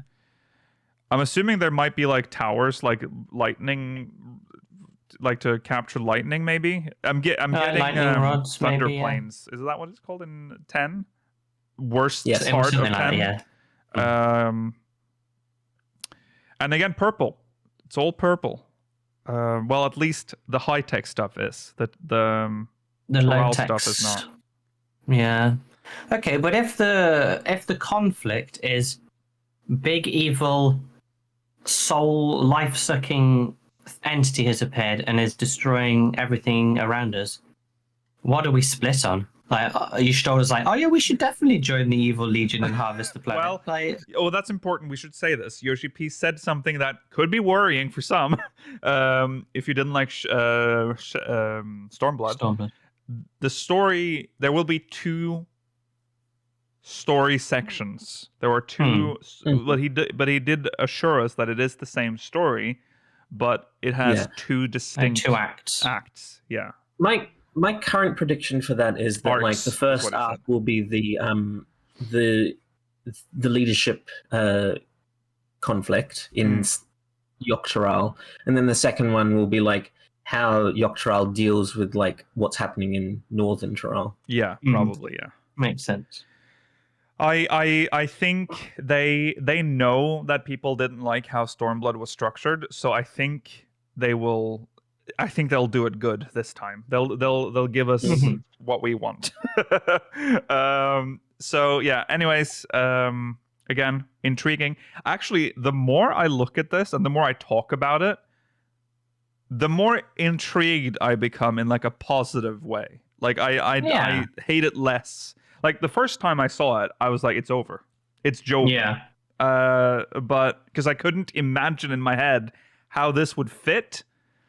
But I mean, it might not follow the thought pattern we're going for, but it's probably likely but to. I have faith. I mean, it's Yeah. even though there are new main scenario writers, the old people are still there. Like Banrioda is still there. Oh yeah, he wouldn't let this go The wrong. Lawhead, yeah. So they're in safe hands. Yeah. So yeah, I want to know more. I'm getting more intrigued with this. Oh shit! Sorry. Again, lots of this. It looks so cool. Yeah. It's just so weird. And to be honest, this doesn't look super out of place for like Azizlar type Allegan stuff. No. This is That fun. has one of the more modern aetherites though. That has the It does. Solution 9 style aetherite. Interesting. Also has like a purple eye of Sauron. It does that as well. Yes. I think my question will be, at the end of this expansion, how will they justify if Solution 9 continues to exist at the end, which it assumedly will because it looks like it's the end game hub. How will they justify that there are people living in this place called Solution 9 at the same time as there are homeless people living outside the borders of Uldar? That's a good point. Yeah, that is. They a good still point. have barely meant. Even when we liberated Alamigo, there are still Alamigan refugees hanging around that Nanamo is too disgusted by to let into the city. Yeah. They will. You can change the world. We know they can change the world based on progression. Yeah. They are. Most of them are non-interactable NPCs. See, it would be this- fine to have a quest saying we've gone home. This is my. Again, I say this a lot, but this is my main problem: is that they're too like they don't care enough to go back to just resolve them. Sometimes they do, though. I will say, no, I stand corrected. Actually, they did that with the Merlwyb storyline we got with when she said Bosnia. I don't remember exactly what happened in the quest. You're in anymore. my sight. Yes. That was like just out of nowhere. We were suddenly resolving some old story threads. So that was There are things within Uldar that have been resolved. It's just like that doesn't really affect like the nameless NPCs, unfortunately, because like Pearl Lane, they talk about how the crime has cleared up. Dude, you just know as it's part of the 60 to 70. Go on. As part of the 60 to 70 goldsmith quest, like Nanamo has sponsored like teaching like Alamigan refugees about goldsmithing so that they can bring that trade back to Alamigo. Yeah, you just know it's like there's some 1.0 shit. They're probably like bound to the map as like map objects that they cannot remove. But yeah, anyways, back to this. Purple, I agree. This does look more Allegan, like more like lower tech almost. Like it looks And older. the thing in the background's like, it's hard to decide on that like pillar thing, but you could convince me that was like purple crystal, tower crystal kind of stuff. Like, I can say that, yeah. It could be more Allegan, lower tech. I feel like that's the elevator that leads up to Solution 9. Yeah, I feel like Solution 9 is up there. Yeah. It's an unusual aesthetic to have slightly more grounded in the world stuff, and then when you get in there, it's just wild. But it's interesting. It opens the idea that it might not all be real, like that's also inside true as well. Like that is an option as well. Yeah, maybe it's an entirely virtual world. Yeah. Oh. I mean, it would just be like a high-tech version of Amarot. Amarot was like, well, how do we describe it? Magic, for lack of a better word. Yeah. It was a glamour and illusion. Yeah. This would just be the same, but now using tech instead and making it like super high tech. I don't know. It's I suppose it's a solution. I don't like this. This one's weird. I need to know why they decided they're going to show this one off. It's so bizarre. I hope you can /sit on them and go around in a circle. Yeah. I've been trying to like look in the background to see if there's like anything hidden. Like, where is this? Like, It's in Entertainment Square. Yeah. It kind of Government scheduled Entertainment Square. Yeah, like you're onto something there. Like there is something like is this some sort of a science project maybe from It's them as very well? It could be sinister. that. Like it's I like the very ominous. colours, I suppose, but Yeah, it is ominous. Yeah. I mean, it's like something the Loperates would make. Yeah, but Yes. they would make it cuter and not as Silent Yeah, Hill. this is like it's like so the Silent creepy. Hill merry-go-round. Yeah. Okay. Oh, sorry. That's it for this region. So I will. So I know there are a lot of people like me that are worried about that. I am not anymore. But if you still are, don't be, because I think they've got this. I think it's actually what we've talked about. Don't worry.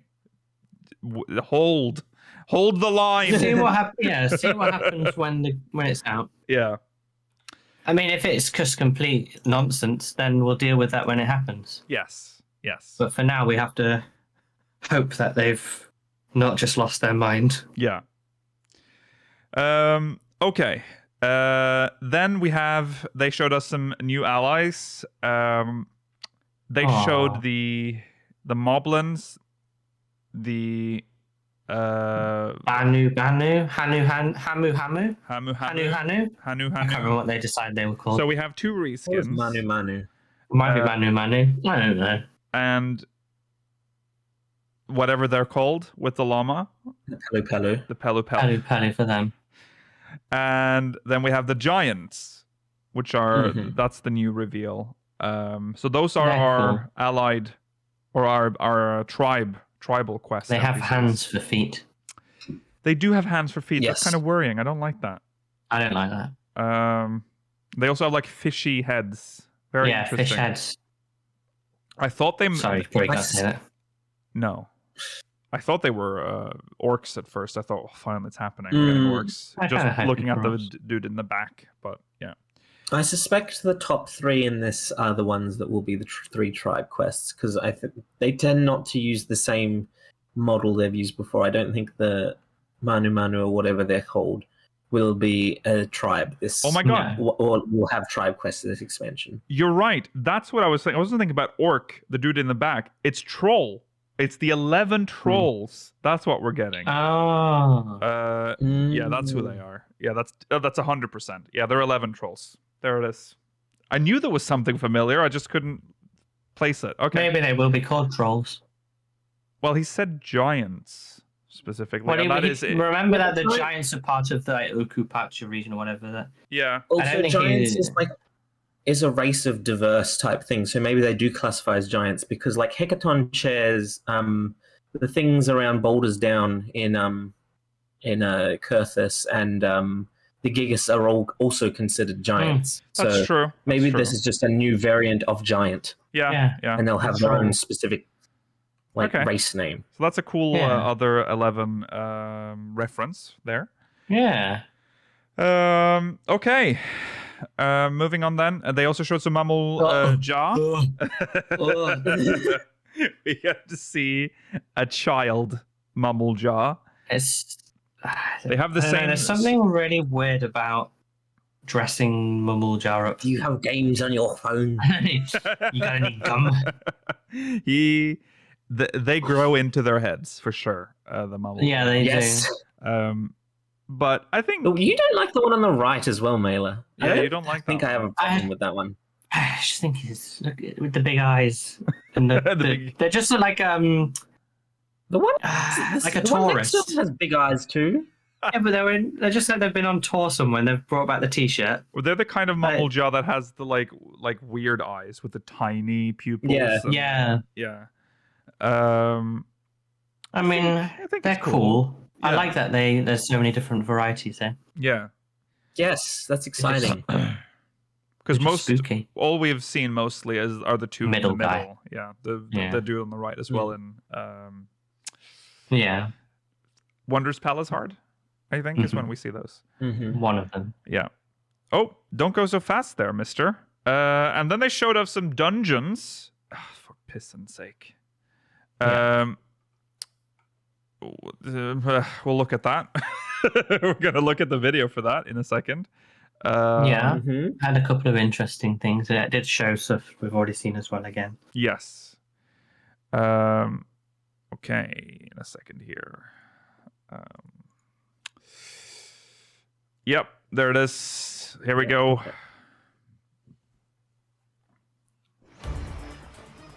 So here's the raft, the the river. first dungeon. Probably. Feels like it. Yeah. They've shown it so much. Yeah. It looks like it's in oh, I don't remember. I need to look at the name again. It looks like it's in Cosmouka. Oh yeah. Climbing animation. I Yeah. haven't used for years. Sleeping curl. So here, look, there's the crystals we talked about. And now we can tell that they are electric. So that is, or they're Yes. 11. Yeah. Definitely, yeah, something's gone on, hasn't it? There's Yeah. something about the lands that they're Yeah. destroying. Yeah. That one's nice. Yeah, they're very nice looking. There's this is the one that we got the like drawing of, like the Yeah, in fact, it was pretty much this scene. yeah. Oh my And then they lord. teased us with this. Yeah. Okay, but that platform in the background Yeah. is like, it could be illusory with the animation on the bottom half of it. Yeah. I mean, I will say this to me looks Like a a lot. hologram. This doesn't look that high tech to me. It kind of looks like The Garlean. yeah, but also remember Garlean. Remember like Delubran Regine, Yeah, for this instance. looks Garlean. That has a similar vibe. It also to just this. reminds me. It reminds me of the inside of Castro Mabania as well. Oh yeah, yeah. Yeah. So this doesn't look too easily be alien. Garlean, Yeah. but purple. This one's a Maybe little... it's like- I the don't know. corridor was a maybe bit it's- spaceship. I mean, it is a little off. we- Obviously, there's something. If we're going with the idea that it's that a Solution 9 is an illusion, like maybe this is where like the engines are that keep it alive. maybe Yeah. like this is the real tech, actually. Yeah. That'll be interesting. Okay. Delubrum is not Garlean. No, that's not. No. You're just saying We it's what it looks were like. just talking about everything. Yeah. Tech that already exists. Aesthetic. Yeah, I'm not saying that. They're the same. Okay, then they showed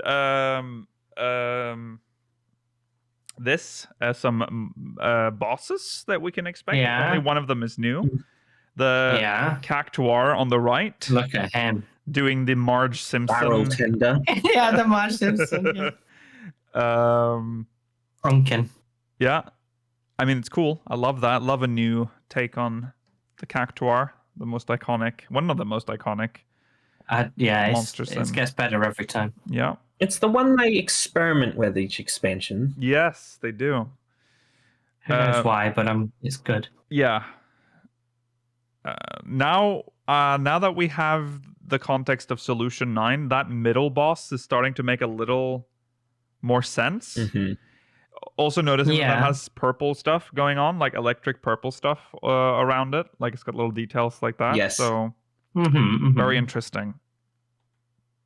And then they showed us some new gear. This is some artifact gear for Paladin.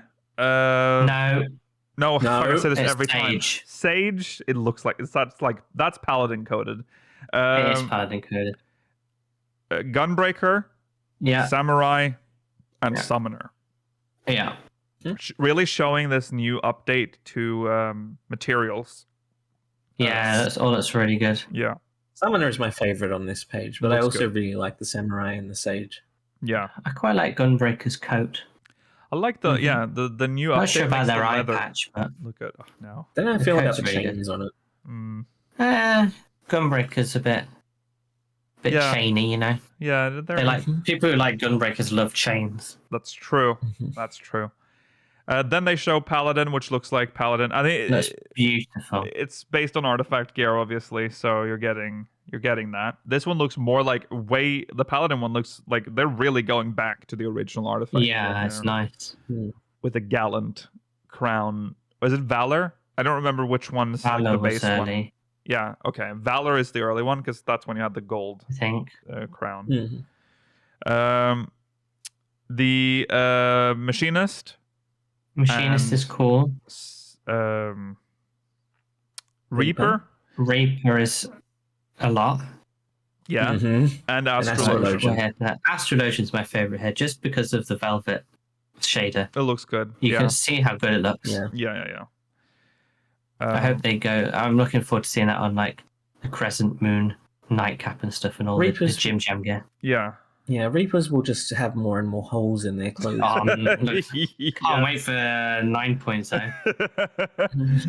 Yeah, that's a lot. That's a lot going on in that outfit. But, it's something. Okay, so right, while I am fine with everything that we've talked about so far, like I'm reassured, I am fine, I'm ready for Dawn Trail's MSQ, give it to me, But now we have been talking about the expensive new lifestyle content and what we want from that, right? We were thinking, goddamn, finally, Garlemald Restoration. It's time. We're ready. Yeah. They've been teasing it in the MSQ several times. It is time. No, we're going. What is this? Why are we here in space? What? This one... Apparently, not even the moon. Just other planets. Yeah, that's the worst too part. Much. Cosmic exploration. Oh, sorry. No. Cosmic exploration. That's all we have. So he said we will go to different planets. It's so unusual. We will just we will colonize other planets, is what I'm getting from this. As if that is something we need to do. Well, like, the Garleans that we sent to the moon might want somewhere to live. And also, like, I don't know, if we are doing this in some way with collaboration with people in Ultima Thule, they might want more than just, like, the dynamis shards of life that they've been given over there. Right. Well, so we're like, hey, Garlemald, see, you got destroyed and all that, and we'd love to help you, but we'd rather banish you to another planet. Yeah. Thank you very much. Don't be here anymore. Goodbye. And you know how you're going to get there? Through the evil tower that killed your entire family. God, yeah. I don't know. I find this one much more hard to reconcile, and I know it's just fun side content, so it's whatever, but we're traveling from planet to planet for some reason, just doing something on it for some reason. It's a lot. I just have to, like, Yoshi-P, I know you're watching. You're a big fan, and that's okay. But listen to my sage advice now. I know you like to, like, subvert our expectations, but you have to calm down. You knew that we were going to want Garlemald restoration. And for some reason, you think that's bad if I give them that. No. Sometimes you have to give some of that, right? You can't just tease something and then pull like, oh no, it was space all along. At some point, you have to like, we need to finish some of the stuff that you've left behind, please. Yeah. It was already quite a lot for Melwib to give us an island, like to just grant us an entire island to do with what we want. We don't have a right to go and just colonize these planets. We like why whether are we or not like a virus? Yeah. Because what is it like? Oh, it's a new initiative that we've come up with. It's like islands, but planets. You can have loads of them if you want. There's thousands we've found out. There's millions of planets. You can have as many as you want. There are so many places we can do. We could do Alamegan restoration. We did Doma because I guess that was the most important. Was the most important one, yeah. And then Garlemald restoration. You could do a lot of stuff on Hydaelyn restore a lot of things. Why are we going to space? And why are we going to multiple planets? Chat's making. I like the point that Chat made that like maybe we're bringing life back to all the planets that Meteon fucked up. How? But the how of it is really. What sort of confusing. Adam and Eve situation are we going for here? Like, are we going to take like 15 people? Like, well, you got a whole planet to repopulate and get to work. Yeah, we'll just dump 10 Corellians on one planet. We'll dump 10 of the little otter people on another planet. Oh, this place. Go to work. This is a. Get busy. This is wild content. This one I will struggle with, and I don't know if there's anything they can do to make me think this is believable or even like worth doing for us, like for the people of Eors or Hydaelyn to like be like, let's make shit on different planets while their own planet it has so many problems. It's like no, we don't deal with that. We deal with other planets. Thank you. I wouldn't be surprised if this is a thing where the Loporrits contact us and are like, hey, we got an idea. Do you want to join in? And like, because we're the Warrior of Light, we join in on any offer we get. Hey, Loporrits, didn't you have a goal to protect our planet? Do you not see that? Not anymore. There's a whole nation fucking dying right under your noses. How about fixing that? Don't you remember that they lost their goal? Yeah, but once they realize that they want people to come to the moon. They're like immediately like, oh, fuck that fucking planet. Everyone, come here. Abandon that fucking blue planet. Come to our desolate, dusty shithole. Come here. Yeah. They want to make it not desolate and dusty and shit. Yeah. It will be. Anyways, we're doing this, so I will say I wanted to explore the cosmos. I don't know if this is how I wanted to do it. So I will reserve my judgment until I see how I feel like this might be a bit I go on, finish. This is the thing that even I am a little bit concerned about. This is monkey's paw. Like that's what's happened here. We wanted to see other planets. Well, here it is, I guess. You see how it's been in small stages? They came from my Zelphatol. Yeah. And no one cared. And now they're just taking whole planets in side content because they don't give a fuck anymore. Yeah. Well, we'll see. Are we ever going to have another opportunity to explore the cosmos like before the game sunsets? Like, there's still so much. But do we maybe this is a way.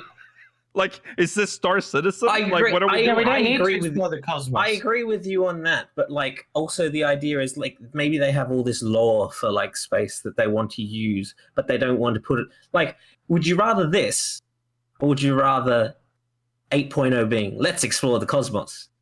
If this is the alternative, I thought Cosmos was over. It's limited to side content. I feel like Cosmos was over when Endwalker ended. I don't know why we keep going back to space. Like it's. I mean, the fact that we went to the moon was already quite a lot for me. Yeah, it was in a very high fantasy RPG. The fact that we then went to the edge of the universe in a dreamed up magic land with the corpses of thousands of aliens. Chad is wild. Maybe we go and repopulate the Dragon Star because that's the only planet that matters. That's the only planet that matters. But I cannot imagine because the cosmic exploration is side content, which already puts a lot of restrictions on it. So I would be very surprised if something as major as going to the Dragon Planet to restore it would be side content like that. Like, especially this kind of side content. Like, it's not even like Kryl, it's not like that type of story. It's just like, this is remember, this is like large scale stuff. So this is like stuff you can miss. If you're not there when the construction begins or ends or whatever, you're not part of that process, you'll miss it. So I don't know if they would do that to the Dragon Star. I think this is going to be very minor planets that mean nothing in the greater scope of pretty much the universe that we exist in. I think it turns out we struck lucky with Island Sanctuary, I think. I don't think this is going to live up that being said, I'm not going to shit on it before I see it. Though the concept, rancid, in my humble onion. Yeah, the concept very is rough. rancid, but I am a little bit scared. Yeah. Okay. Echoes of Vana'diel. When we last talked about this was one of your biggest worries, Mela, was that this would be tied to our world somehow. Don't worry. How do you feel about that now? I'm ready. I really like 11 now. It's a high fantasy game that sticks to its lore, so looking forward to this. Yeah. They revealed this artwork, which is of the Shadow Lord, a very important person in 11's lore. What's the symbol in the background, Lakil? Yeah, what is that? Also, is he a Galka or whatever? He's a Galka. A Galka. He looks like a corrupted Galka. He's essentially a corrupted Galka. He's been blessed by the dark divinity or whatever he's called. It's essentially Odin. The Dark Urge. Okay. Yeah. Oh. Do you notice something interesting though? Is He has that a not tree on his purple chest. Levin in his hand? Oh yeah. Well, I don't know. Maybe 11 had that already. Yeah. But it is interesting. I mean, that's also that theme. It is also the color that we associate with the void. That's true. That is true. That is interesting. He will presumably be in the last section of this raid series. Yes. Well, I said something worse than him. So in 11, the Shadow Lord is assumedly killed. Yes. Well, it's complicated, but Interesting. Yeah. Yeah. I guess so. Yeah. The Shadow Lord is defeated. Let's just say. Well, this is the 24-man as well. Remember that these do structure differently from 8-man because Eden Prime was early on, but yeah, 24-man content usually progresses towards the major I will say villain. the Shadow Lord. There's no chance he's going to be the ultimate boss. I'll say that. That's fine. You fight the But Shadow there's Lord. not you fight. They very early can't in go it. as far as absolute virtue because that's already in the game. No, but there are literal gods of Vana'diel. There's But are they Promathia and Altana, which is essentially Hydaelyn and Zodiark. Okay. We've destroyed our gods. Now let's go destroy the gods of other games. Yeah. Altana and Promathia are the Altana being Hydaelyn and Promathia essentially being Zodiark. If you want to draw that comparison. Okay. We'll see what they come up with then. So I'm assuming they're going to be involved in some way. I don't know if we would fight Altana. That would be kind of strange, but maybe. We'll see what they do, but we might fight Promathia. There's a lot of stuff that they can do here, which is quite fun. I am looking forward to this, and now I actually hope it's tied to 14, because if we can tie high-tech bleep bloop bleep blop, then I don't see why we can't tie Vana'diel to Hydaelyn. Oh, absolutely. Yes. So we'll see. Then there's the 8-player raid. Yeah, there's a bit ups and downs. I'm not going to be too rough on this because I'm already over the high-tech stuff. Although this looks like a graphics card. Yeah, this is silly. The fans are a lot. Yeah. There's the symbol that people are associating with Altima. Yeah. Yes. Now it's not a 1-for-1. No. This one's a little bit stylized. It's removed some bits. But of Ultima, it is definitely an Ascian symbol. Yeah. Like you can tell. Like it's and designed. It probably is Ultima. Yeah. God, this is. It's called the Arcadion. So. Yeah, we don't know anything else. That's it. I am intrigued. I think maybe this might not be real. I think this is some sort of like simulation or test or like scientific experiment that's happening. The name Arcadion, like as like a gaming, is that like what that's playing on, like an arcade? Is that what this is supposed to be? Well. So it's intriguing. I'm intrigued. And then they teased the ultimate raid, and it's Eden is the ultimate. Futures rewritten ultimate. That can be interesting. Yes. I'm looking forward to seeing I know what you're going to say. the fight cycle of them. Oh, I thought you meant Mela's No, that's very what I'm not worried. looking forward to. He's very worried about this. The one. I'm worried about the Reen look away mechanic. Look away. Because it's already weird. I know. And if you've played the Savage version, there's like the weirdly ultra sexy version in that as well. Yes. Yeah. I'm just a little bit scared. Yeah. How they're going to add even more to that. Right. But do you know who I'm looking forward to seeing again? That horrible thing at the end with the grape, like the bunch of grape. Oh, the grape tits. Yeah. Eden's promise. Yeah. Yeah, that'd be cool to see. And they will have like real nips on the grapes now. Oh, nips confirmed. Nipped grapes. Yes. So look forward to that. And then he explained that obviously the usual suspects will be there in the expansion. Blue Mage, Hildebrand, Deep Dungeon, Gold Saucer. Dungeon? That's quite cool. Yeah. Dungeons. New plans for Deep Dungeons. Oh my god. Yeah. We're getting multiple Deep Dungeons this expansion. Hell yeah, brother.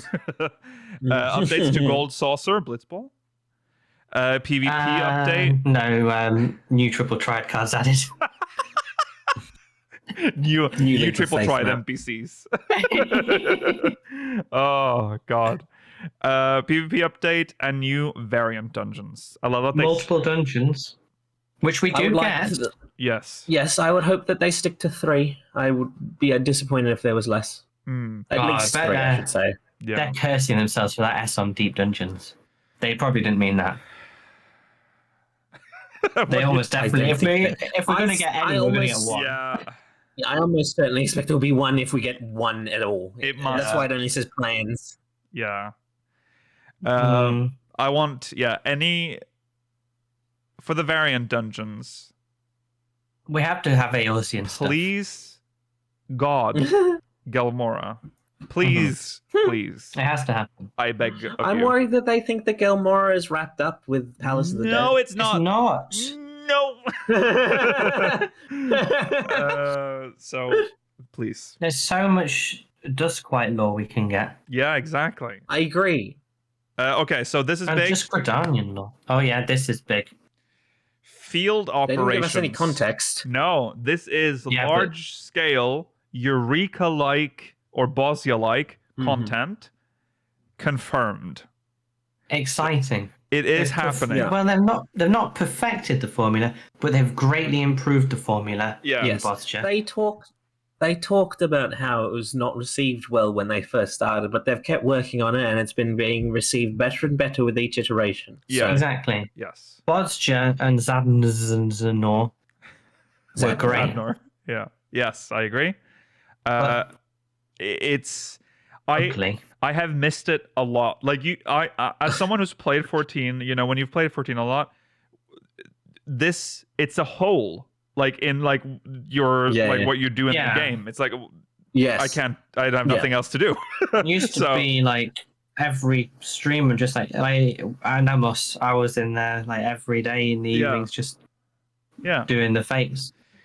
So unfortunately Pagos came out, but I will say great. Yeah. I agree with Mela that the Southern Front and Zadnor were ugly. I would like a field operation that is not ugly this time. Yes. Yeah. It needs to be pretty. Yeah. Animus was pretty. Pagos wasn't. The other two were nice. The other two was nice. Pyros not? No, Pyros, the first half of Hydaelyn was pretty, wasn't it? Yeah. Hydaelyn No, I don't even think Inside the Fire Cave was pretty. It's fine. It was. There's a lot we need, okay, Yoshi-P. We want Hydaelyn was pretty. I agree with that. Yeah. Hydaelyn was actually was Hydaelyn very pretty? I feel like it was just like empty, like a flat land with water. It was Dravanian, wasn't it? Flowed upwards. It was all right. I think it was just okay. Mid plus if I'm using my ranking system. Oh, okay. Mid plus. This one has to be very good looking because you spend hours and hours in there. Yeah. Yes.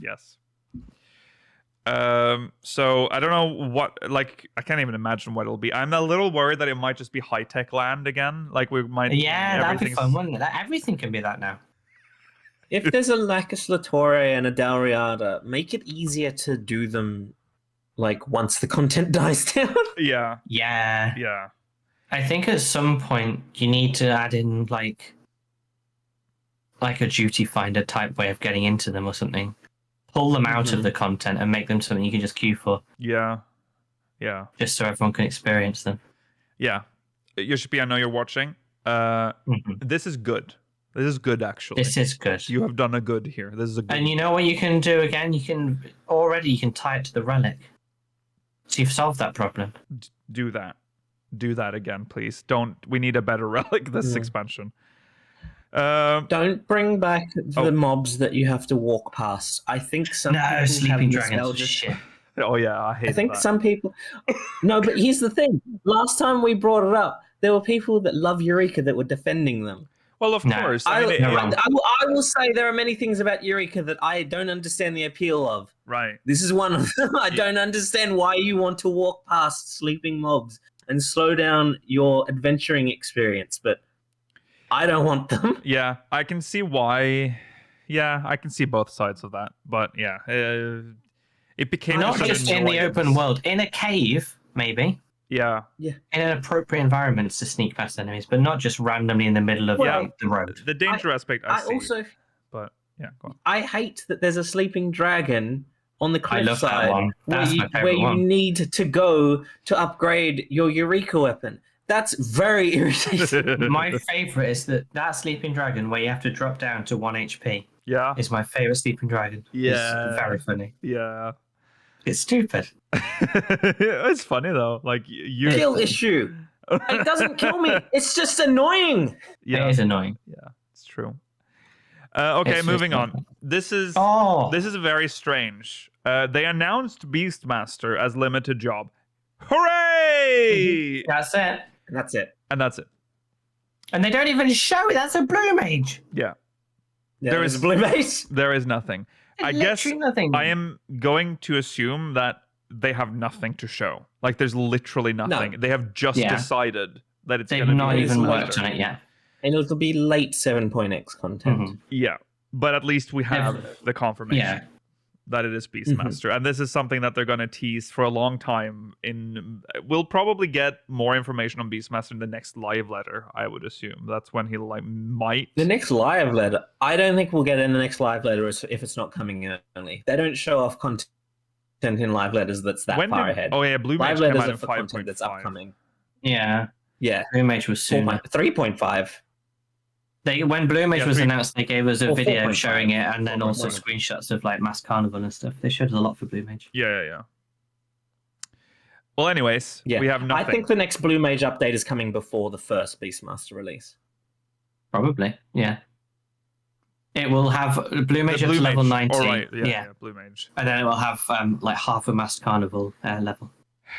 Yeah, I mean, I'm very excited. I mean, that this is the one I wanted. It was either this or Puppet Master. Just need to know how it plays. Yeah, is it going to be Pokemon? Really, it would be cool, but I mean, don't know how it works. This is considering we'll be starting from 0 or whatever level they choose to start Beastmaster at. Like when you first start Blue Mage, there's a lot you can do. So this will be hopefully be a content to like suck up your time in the game. Yeah. Be careful. Don't rush it. Right. Because there were Blue Mage. You saw how fast the accelerated leveling was, and people were like, doing that funny exploit where you change jobs quickly and stuff to get to the max level. But let's see how it plays. But don't ruin all the fun at once. Well, at least it's single. I mean, you don't ruin. But you might be hanging on to this. Yeah. Just just be careful out there. Just be careful out there. All right. Then we got onto this, which the first graphical update that is, and I will say, so we're gonna look at the examples that they showed again, but it's curious how there is never any footage of these characters. No. There's just static photos, which makes me like. I was thinking about it earlier. Is it because are they updating the animations as well? Like, is that a thing that's happening? Because we see in the the trailer for the job trailer for Pictomancer, that is a very animated character, if I may say so. Maybe they're doing some improved, like, I don't know, because currently, if you look at your character in game right now, we're heavy breathers. Like, oh yeah, my character is breathing, Yes. like big, fast breathing, and which is very basic animation. And I'm wondering, is maybe some animation work is being done.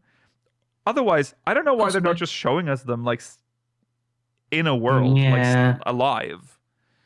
But who knows? Well, obviously, I know that what we saw of the Pictomancer was obviously for the trailer, but before, can't remember, like before the ones we've seen for Dawn Trail, I don't remember the job trailers featuring anything like that at the beginning, like such a like animated thing. Although I would have to go back. I do not remember most things, so I could be wrong.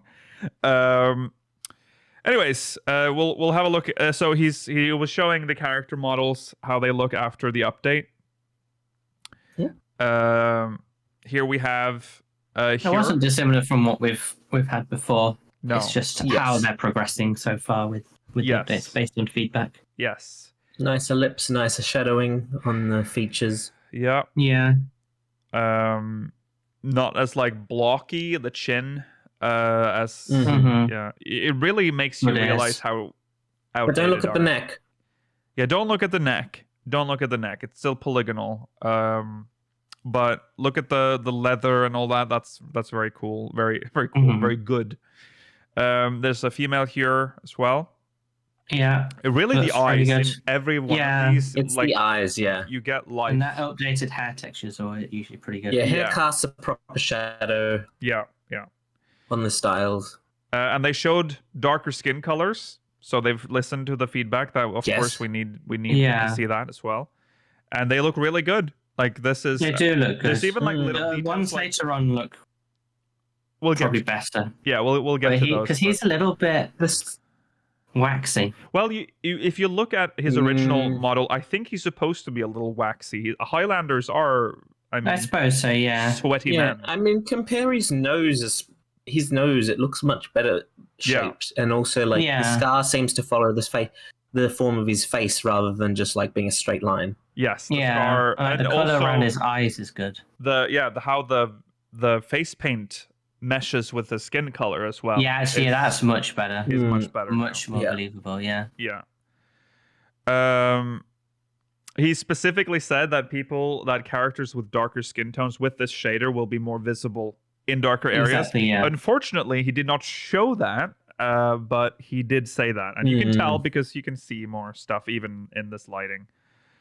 What chat's pointing out, the lighting that they use is quite cold. Yeah. And especially for browner skin tones, a warm color would show how much they've improved it better. Yeah. Because you'd see more like oranges and reds and stuff. True. That's true.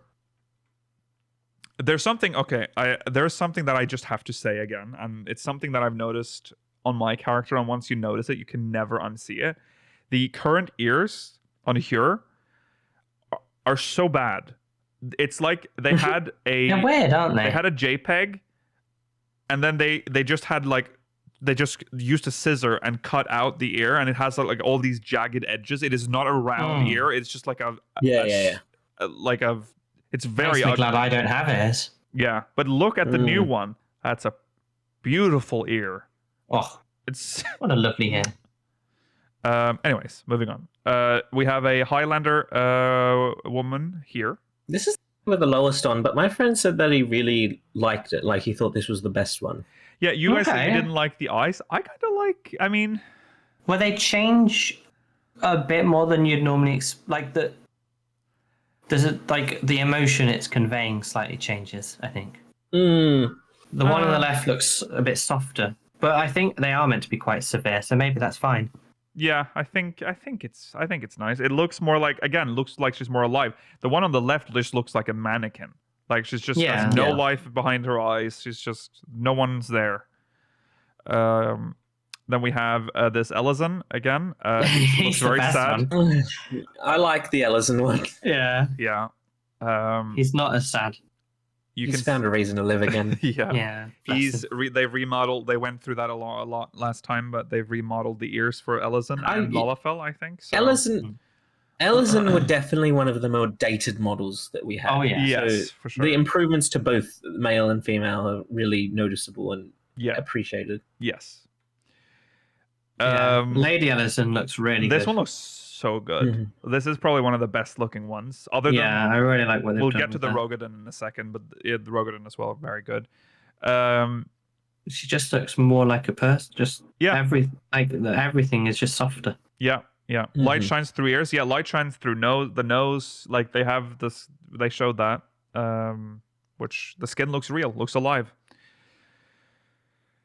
Then we have the Mikote. Not much of a change. I think the eyes are much less bright. Yes. The eyes are much less terrifying. Yeah. Yeah. They got better lips. Facial definitions. Yeah. Better. Shadowing on the hairstyle again, so the fringe or the bangs like have a proper shadow beneath it. Yeah. Yeah, that looks good. Yeah. The ears are almost the same. Yeah, the ears don't. Ears are a bit more high res than his, I think. I feel like the fluff on the edge of his is the same, or not quite, but closer. But hers looks like much crisper. Yeah, I agree. Yeah, I see that. That's fair. Here's a darker. This is a better example of a darker skin tone. Yeah, that's kind of quite realistic. Yeah, you can see a bit more detail in terms of the features. They don't sort of sink in. Like they don't look like you've just placed. Yeah. This is what a nose on a like a mannequin. Like they look more realistic. Yeah. The shine's good. It sort of draws out the features better. Yes. And we have to see it in dark lighting to I think the Heptacrinia was an interesting decision for this demo, though. Yeah.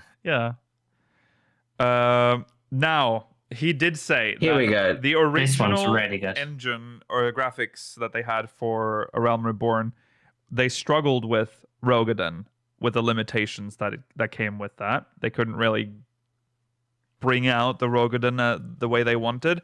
Now they can, and you can really see it here. He looks amazing. That is a Rogadin Reborn right there. That Rogadin are a bit,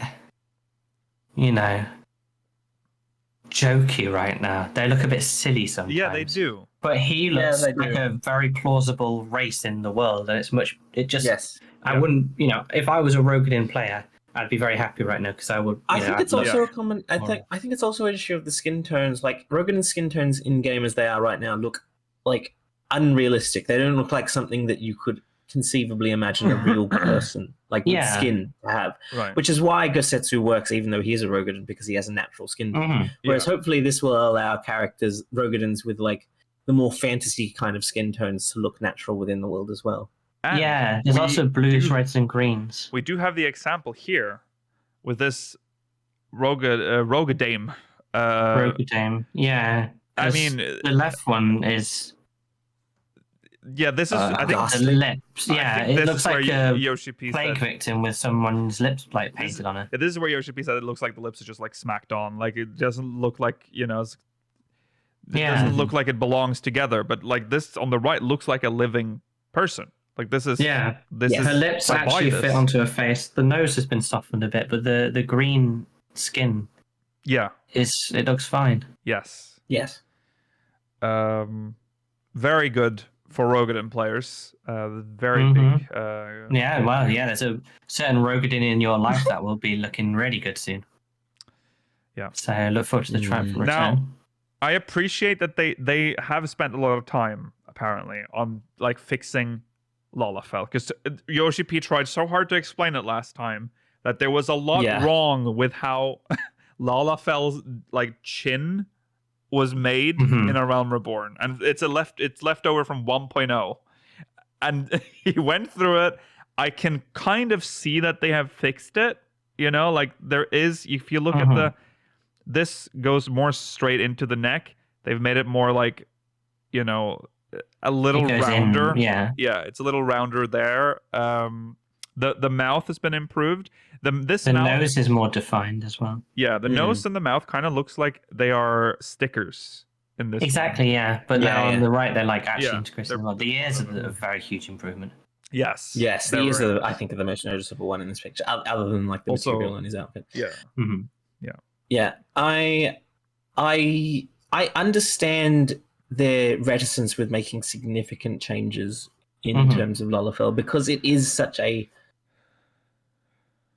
it's an iconic thing that like if you alter it too much, I think that takes away from the race more so than maybe some of the others. Yeah, I think so. He mentioned obviously Like you again, can't make it too realistic. It's like how those people make realistic Marios is terrifying. You don't want that. Yeah. He mentioned the eyes again, of course, which are much improved, but specifically the eyelashes or like the eyelid of the Lalafell here, and you can see that this is it's kind of janky the way the the eyelids work here, and now they've cleaned them up and made them look a lot better. So there's that as well. Here's Lalafell with a dark skin color to show. Looks good again. The Yeah. shine. The left one kind of looks like melted chocolate now. Kind of. Yeah. Yeah. And the rouge on her cheeks is much more clownish now than it is. Yes. Yeah. The eyes are very improved. Yeah, the eyes are much improved, yeah. Yeah. And the ears, again, you can notice it there. The hair, especially. Yes. Oh, yeah. Yeah. The hair looks good. Yeah. And then we have Aura.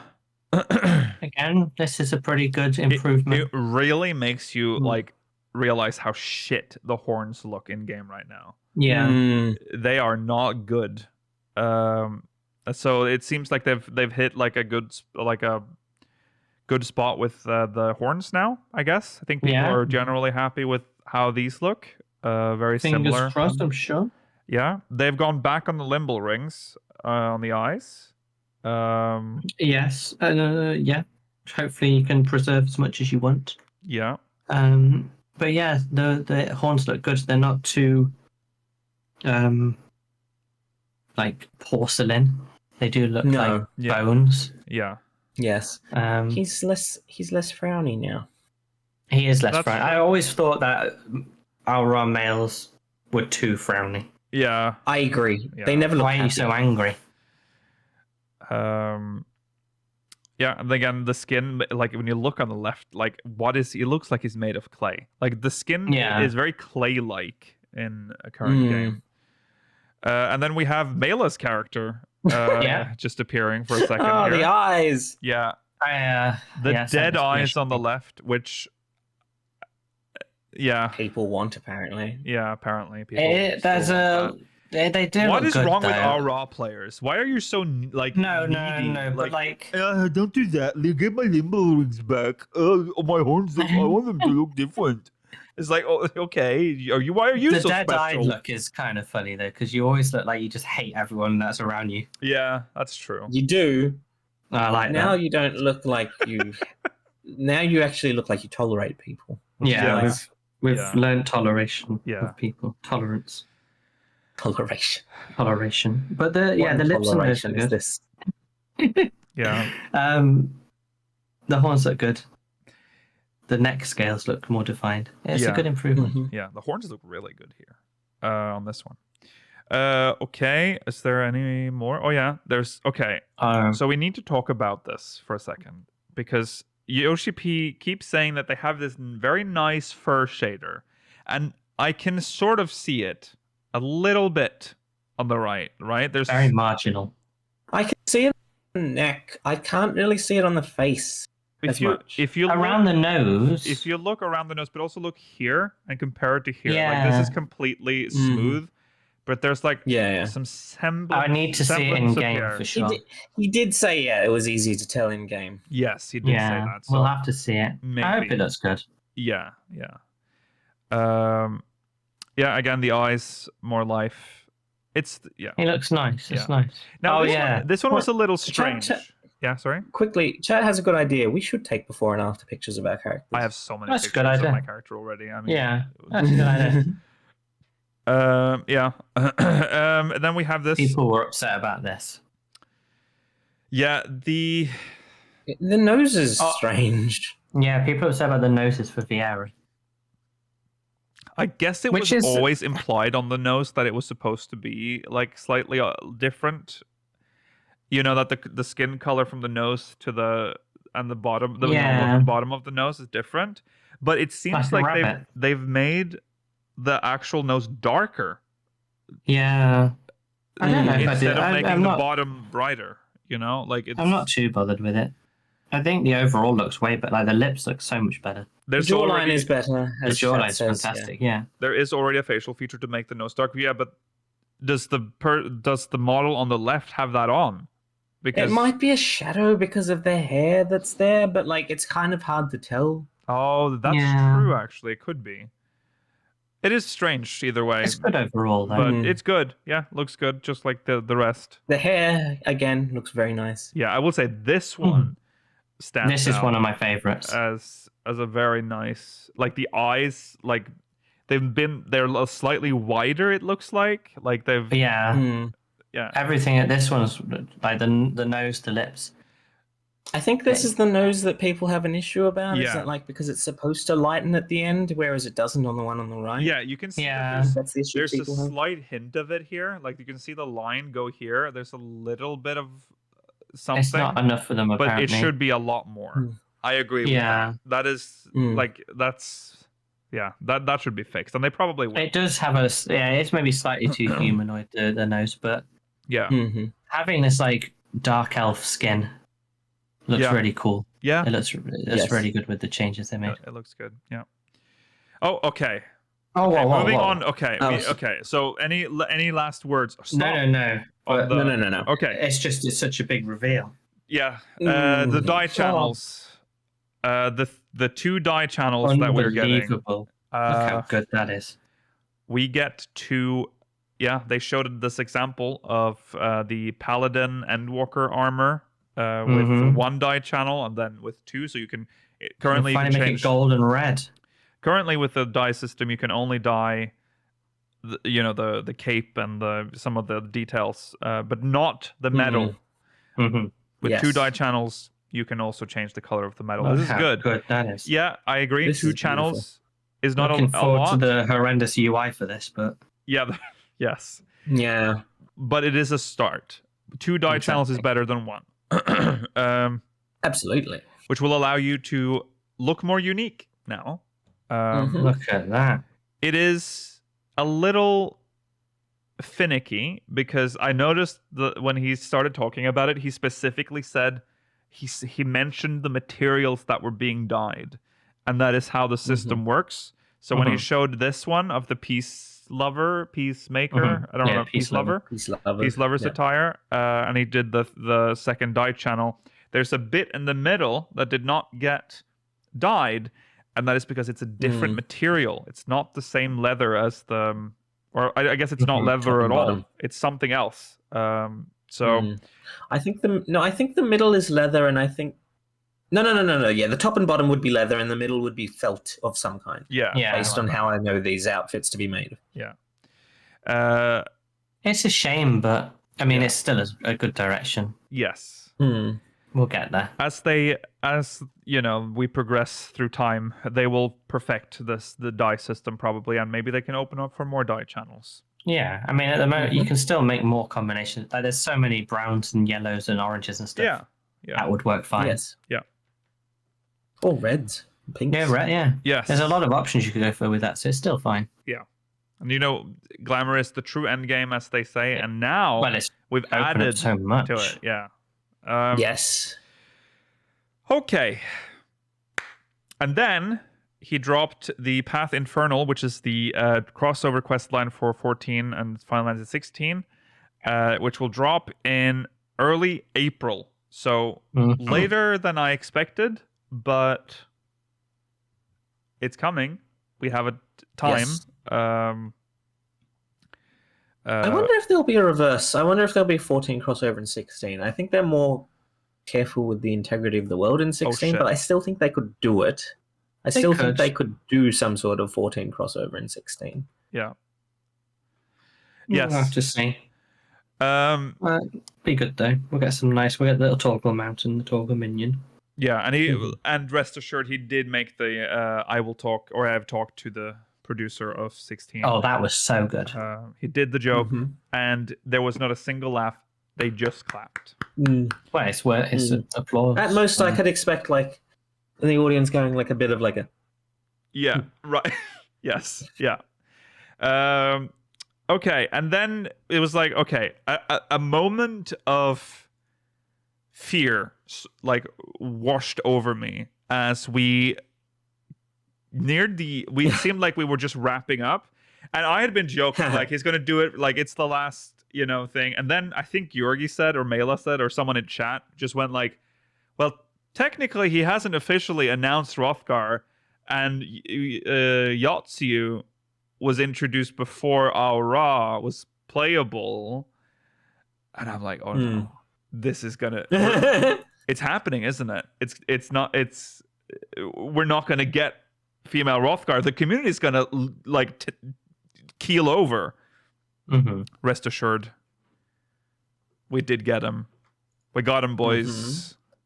And as was clear from the trailer, they went for the beast. The beast woman.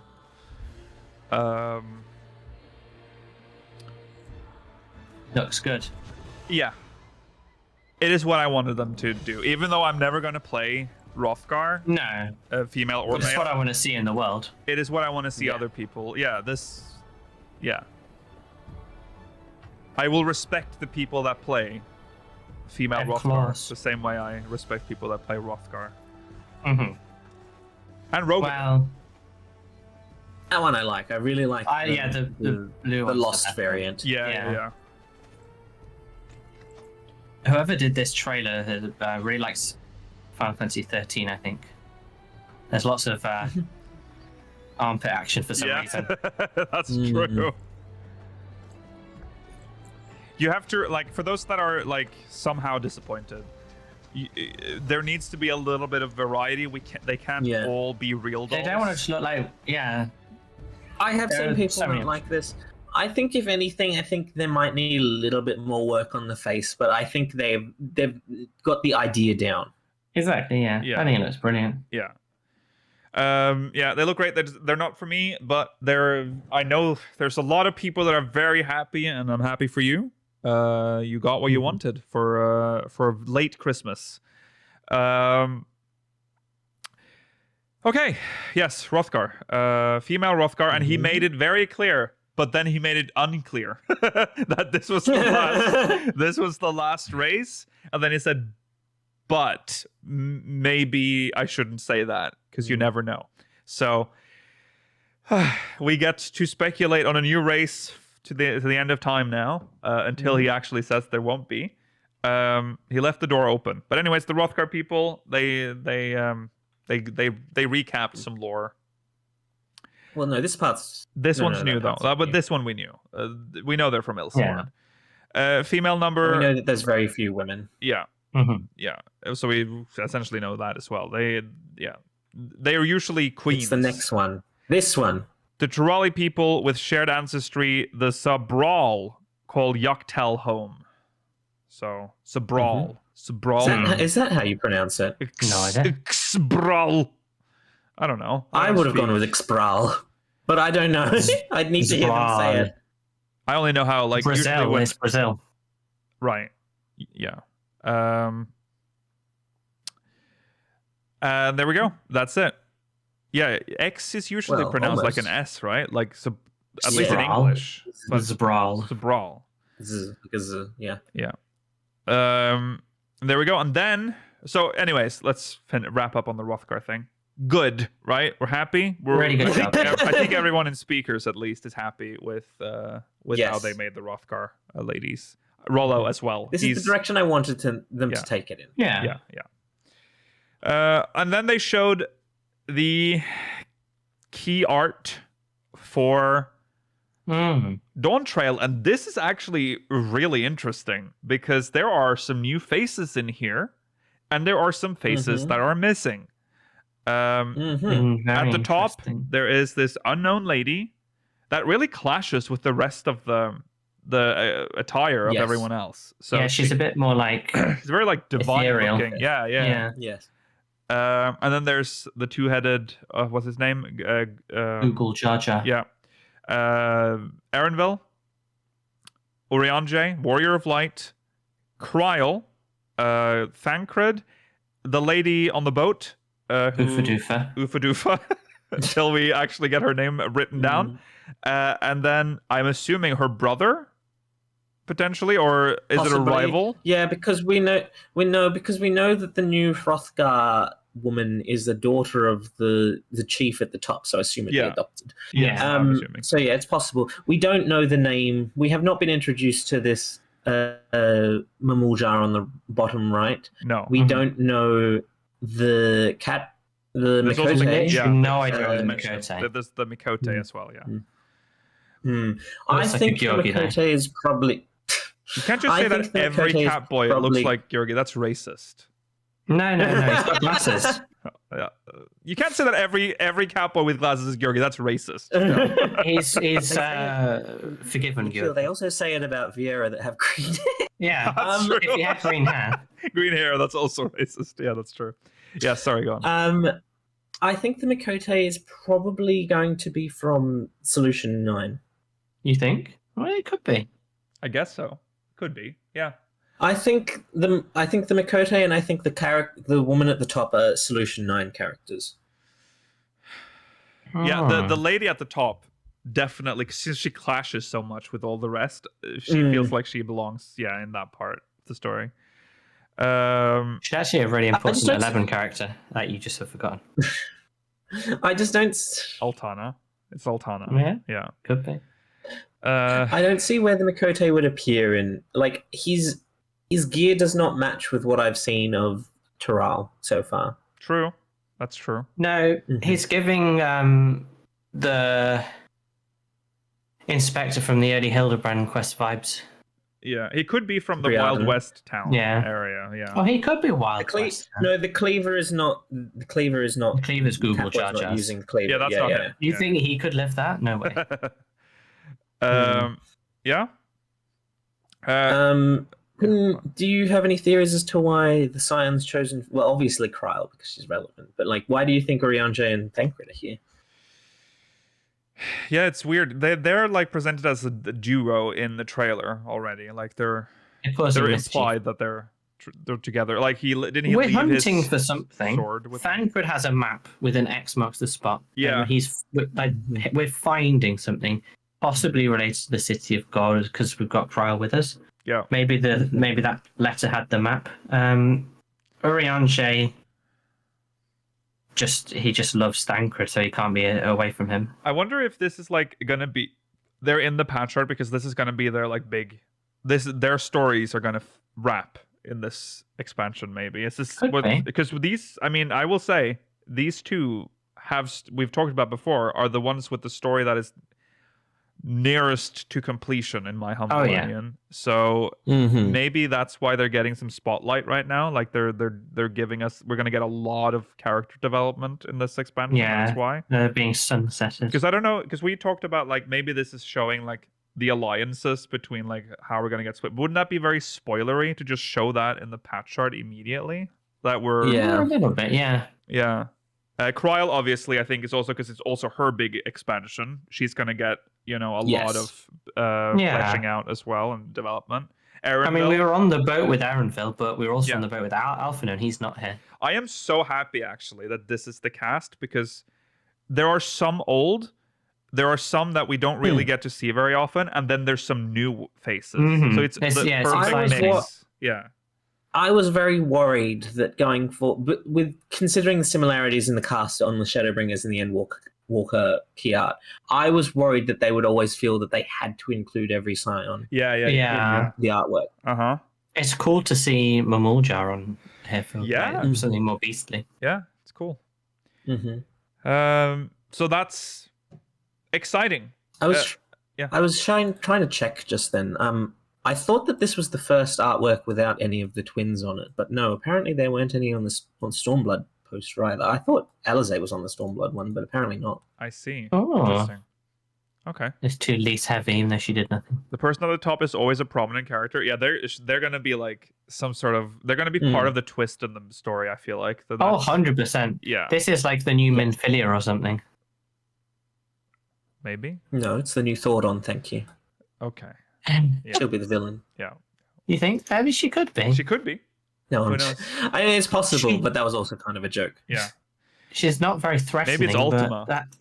It could be Ultima. Yeah, but like Athena doesn't look very threatening until she starts doing That's crazy true. things. Yeah. Yeah, it could be Ultima. Yeah.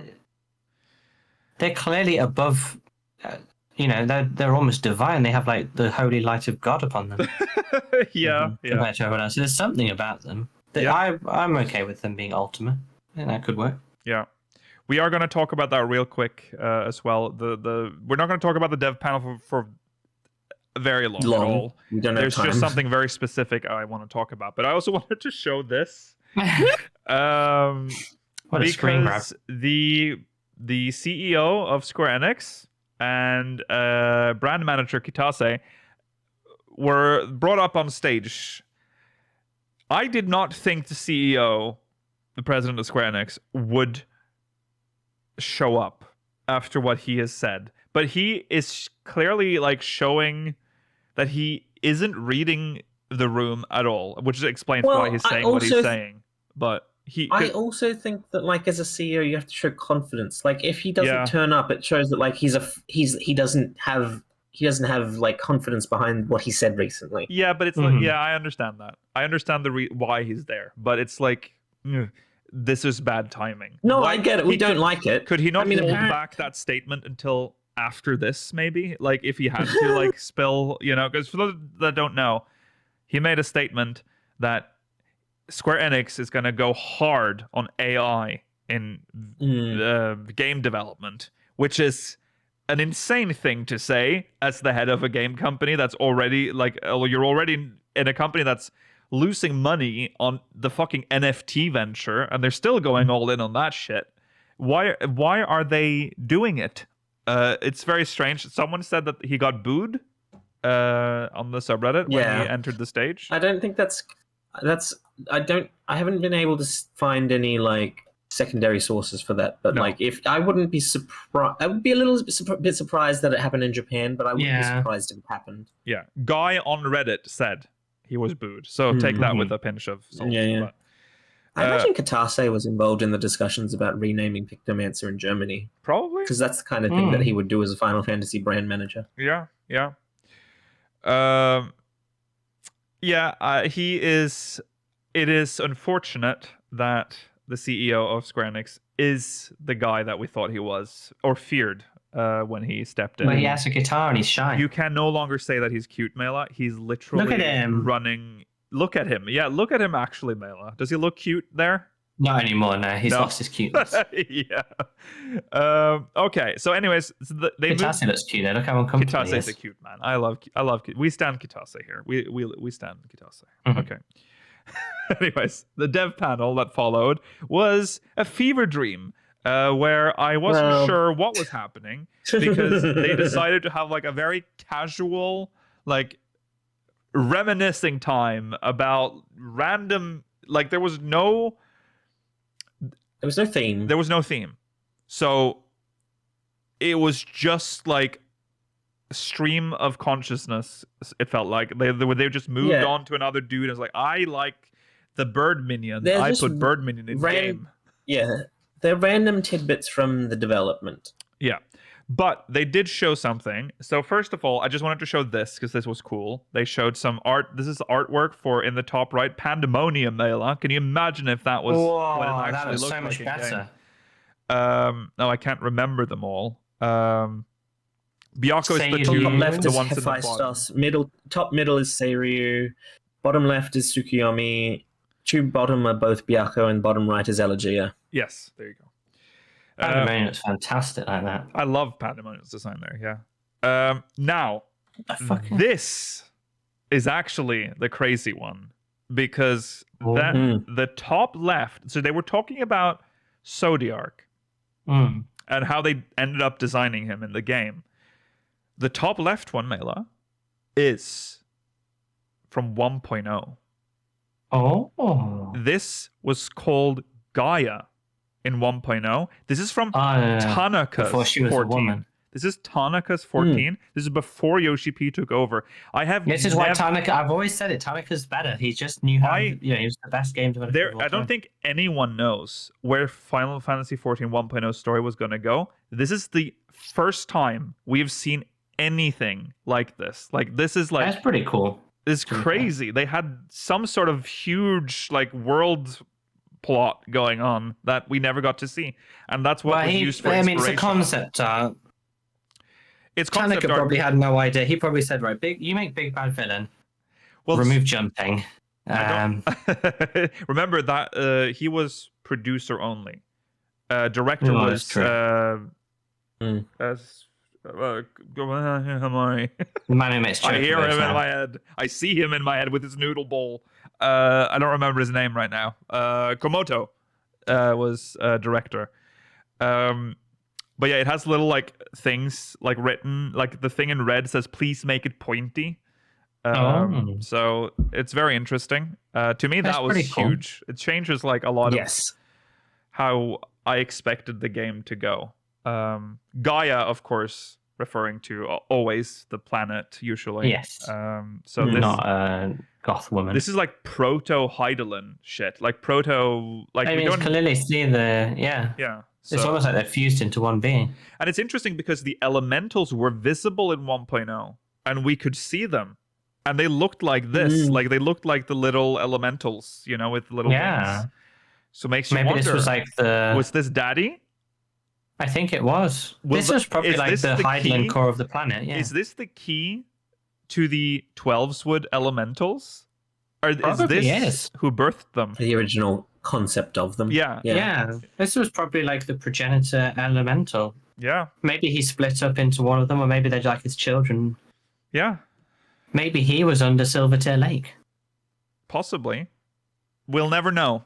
But you'll never know. It is cool to see that they had, and it makes me wonder how much they have lying around, because apparently when Yoshi-P was like, because they put this away when Yoshi-P took over 1.0 because they changed the storylines. They was just put into storage, and then when Yoshi-P was like, I want a big evil old god, and Oda went in and pulled this out from the archives, makes me wonder how much they just have lying around from like 1.0's like original design. I would love to see that. And I don't understand why they just don't show it. Like, make a book. I'll buy that. Book with artwork from 1.0. Hell yeah. They've said this before. They don't show it because they think they might use it one day. Yeah, that's fair. To reveal something that they want to use again. Yeah, that's true. That's true. Well, anyways, that's that. Now, I don't have any more slides here, but we are going to talk about a few other things. Let's see here. All right, so he then showed off. Then there was a segment after that where he showed off some merch, some wine, some of the most 14 merch I have ever seen. He told the funniest story, Mailer, about why he likes wine. Oh yeah. He talked about he used to be poor. Then when he went when he got to go overseas, and when he started to make money, he started to like wine. So now he likes wine because he's not poor anymore. Oh, so if we become rich, we'll like wine. Yeah. Apparently. Yeah. Oh, okay. We'll keep working towards it. He presented a wine bottle, which has a really cool box design, by the way, with like cool artwork. It looks amazing. I want some of the Prisoner Wine Company wine. Yeah, but it costs 16,940 yen, which is about 117 or 100 something. That seems completely reasonable for a high quality vintage wine. For a video game wine. Nikhil, please. This is from the Prisoner Company. I've never heard of them before, but the thing about their bottle, Mailer, is that it has the actual logo, the Prisoner wine company logo on the front. But you can peel that off and you get a fucking nerdy video game one underneath it. Oh, you're joking? You have to peel off. Well, you can hide it so that you're, normal people. If you don't want, your normal friends. Yeah. Yeah. And then when your gamer friends come up, you rip off the thing of hell yeah. Why do you have Why do you have a wine bottle with the label half ripped off constantly? Yeah. That's stupid. Just keep it with the nice. You buy a video game wine, keep it with the video game logo. Stupid. Yeah. I do also. So he showed off that. So if you want some expensive video game wine, you can do that. Once I'm rich. This is also, We need to talk about after this also. Oh, okay. Sorry, let me just open up every app on this. I don't want to talk about this. I was just going to quickly mention this is when a man dressed as a Kappa walked on stage. Yeah, this will have to wait. A Kappa walked on stage, and it was obvious who it was. He proceeded to hug Yoshi-P, and Yoshi-P actually looked quite uncomfortable about that. Yeah. And then he asked, like, when is the Kappa costume coming into the game? Didn't answer it, by the way. And he took off his head, and it was Sakaguchi. It was Tinky Winky, and he looked like a fucking Dipsy. Yeah, he took off. He said he took it off, and then Yoshi-P's like, "Did you just come here to do this bit?" I was like, "Yeah." Put the head back on. Put the head back on, and he started walking off stage. Fell on his ass. No, he They didn't. had to help him up, and then he walked off stage. That was all Sakaguchi did for that event. It's so good. I love him. I wonder what went through his head when he fell over. I think love it was the scripted. idea I that, think like, they did it on purpose. Yeah, I think it was scripted as well. I like the idea that, like, because at European Fan Fest, for the meet and greets, Sakaguchi was one of the options. I'd like the idea that Japan doesn't get this opportunity because all he came out to do was to dress up as a Kappa, come on stage, ask about it, and then leave. Yeah, yeah. That's funny. Yeah, Sakaguchi, of course, daddy of Final Fantasy. Now you can show the horrible thing. We need to talk about this. I don't like it. We need to talk about this because this won't do. This won't do. This cannot stand. We have dolls. I don't like more them. Dolphy Dream sisters. Alphino and Alice. I will show it again. Sister Alphino. You can barely see it, but there they are through the fucking shiny reflection. I don't like them. They're like. I'll turn up the brightness. I'll fight it. They look like they're made out of like. They're too tall. Sex doll material. They're horrible. Yeah. I think they're made of. I think they're porcelain. I thought you were going to say. I think they are made of that. Yeah. I think they are sex dolls. Yeah. They're vile. They are vile. They are vile. This would scare I've said this when I saw this the first time. It scared the shit out of me if I walked into someone's. The one was horrible enough. Mela, I didn't know Y'shtola was this tall. I thought she was a smaller doll. This no, this put in perspective that they're like 50 to 60 centimeters tall. That makes that Y'shtola one even so worse. Scary. For me. I didn't even realize how horrible but what this tells me is that the Y'shtola one sold well enough that they made more. That's true. Terrifying. It's the heads. They just don't have very good heads. Or the faces. The faces are wrong. Their faces are very uncanny. Yeah, like the bodies are, if a little bit creepy on one of them, well detailed. Yeah. But the heads are just don't look like the characters at all. Yeah. I said, Mela, that we should come together and buy the Alphino one so that Likil can have it in the background. No. Yeah. I want you to have this around your house. He'll move on his own, don't worry. Yeah. I want to pay extra to the shipping company, a child-sized sex doll on the outside for the cure. I'm pretty sure I'd go to prison for that. Like just not once they open it, it's fine. Yeah. Oh no. They'll be like, oh yeah. I'll see and think. Well, when they open it, it'll become clear. They open it and they see that. How is that not going to be like? Oh yeah, that's what it is. It'll become clear that is what it is, and you will go to prison. That way you belong. Yeah. Okay. Well, there was also, we don't have a picture of this. There was also a very cool statue of Hydaelyn and Zodiac. Yes, that wasn't creepy. Yeah, that's like a Meister. It's a Meister one. Oh, a new Meister quality. Yeah, it would probably be something like $200-$300. Yes. But, hey, not too bad. I would rather spend money on that. Yeah. Than on these things. I don't think Yeah, the thing is, I don't know where I would put them. I know you can just put them. You'd need to put them in a very large, tall shelf. Like, it is quite big, Mela, the statue. Yeah. So just next to your computer, so you can watch him all day. I also have. I would not have space. No, I can't. In your bed. I mean, if you want any, the people who want to have these, fine. I can see the collectability value, having these, but this would freak me the shit out. Also, I don't know how. Did we say the price? Do we know the price? Or is it one of those like contact us for pricing? Which no, well, I mean, we could look expensive. I can look up the price of the You Stole a Dolphy because it's probably going to be the same like price range. Was it $250 for the Yestola one? That's pretty expensive. Why is the Yestola Dolphy page not giving me a fucking price point? It just tells me about it. £999. 900. So $1,000 US. And here's a pair. So if you want to complete the collection, £2,000, please. That's all right. That's too much. You don't even get an in-game code. You don't get a minion or anything. Sorry, what did you say? That's good. I don't want them tying minions to $1,000 statues. Well, people clearly have to buy these Dolphy dolls. They must. Who had?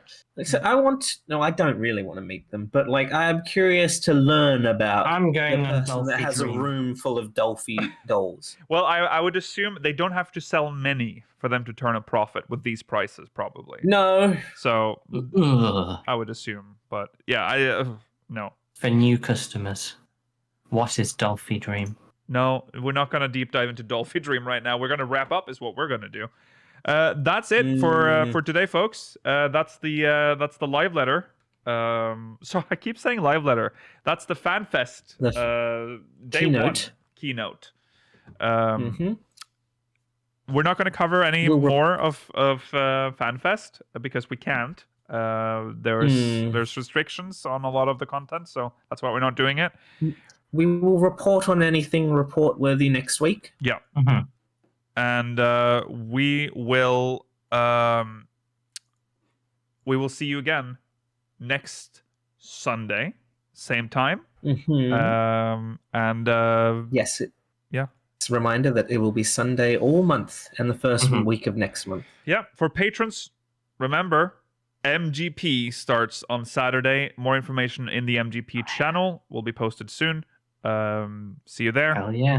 Take care, everyone. Send us your mug mail. Speakersxv.com/mugmail. Yeah, with your thoughts and prayers. Yes. Send us your prayers, please. with your thoughts on everything that's gone on in FanFest. Also, on Monday we'll be watching the cosplay contest. So if you want to watch that with us, that's on Monday. All right, follow on Twitter at SpeakersXIV, twitch.tv/Speakers of Hydaelyn, youtube.com/SpeakersXIV, ! Discord and chat if you want to join our Discord server. If you're watching on demand, links in the description. Like we said, send us mug mail. See you later. Goodbye. Bye.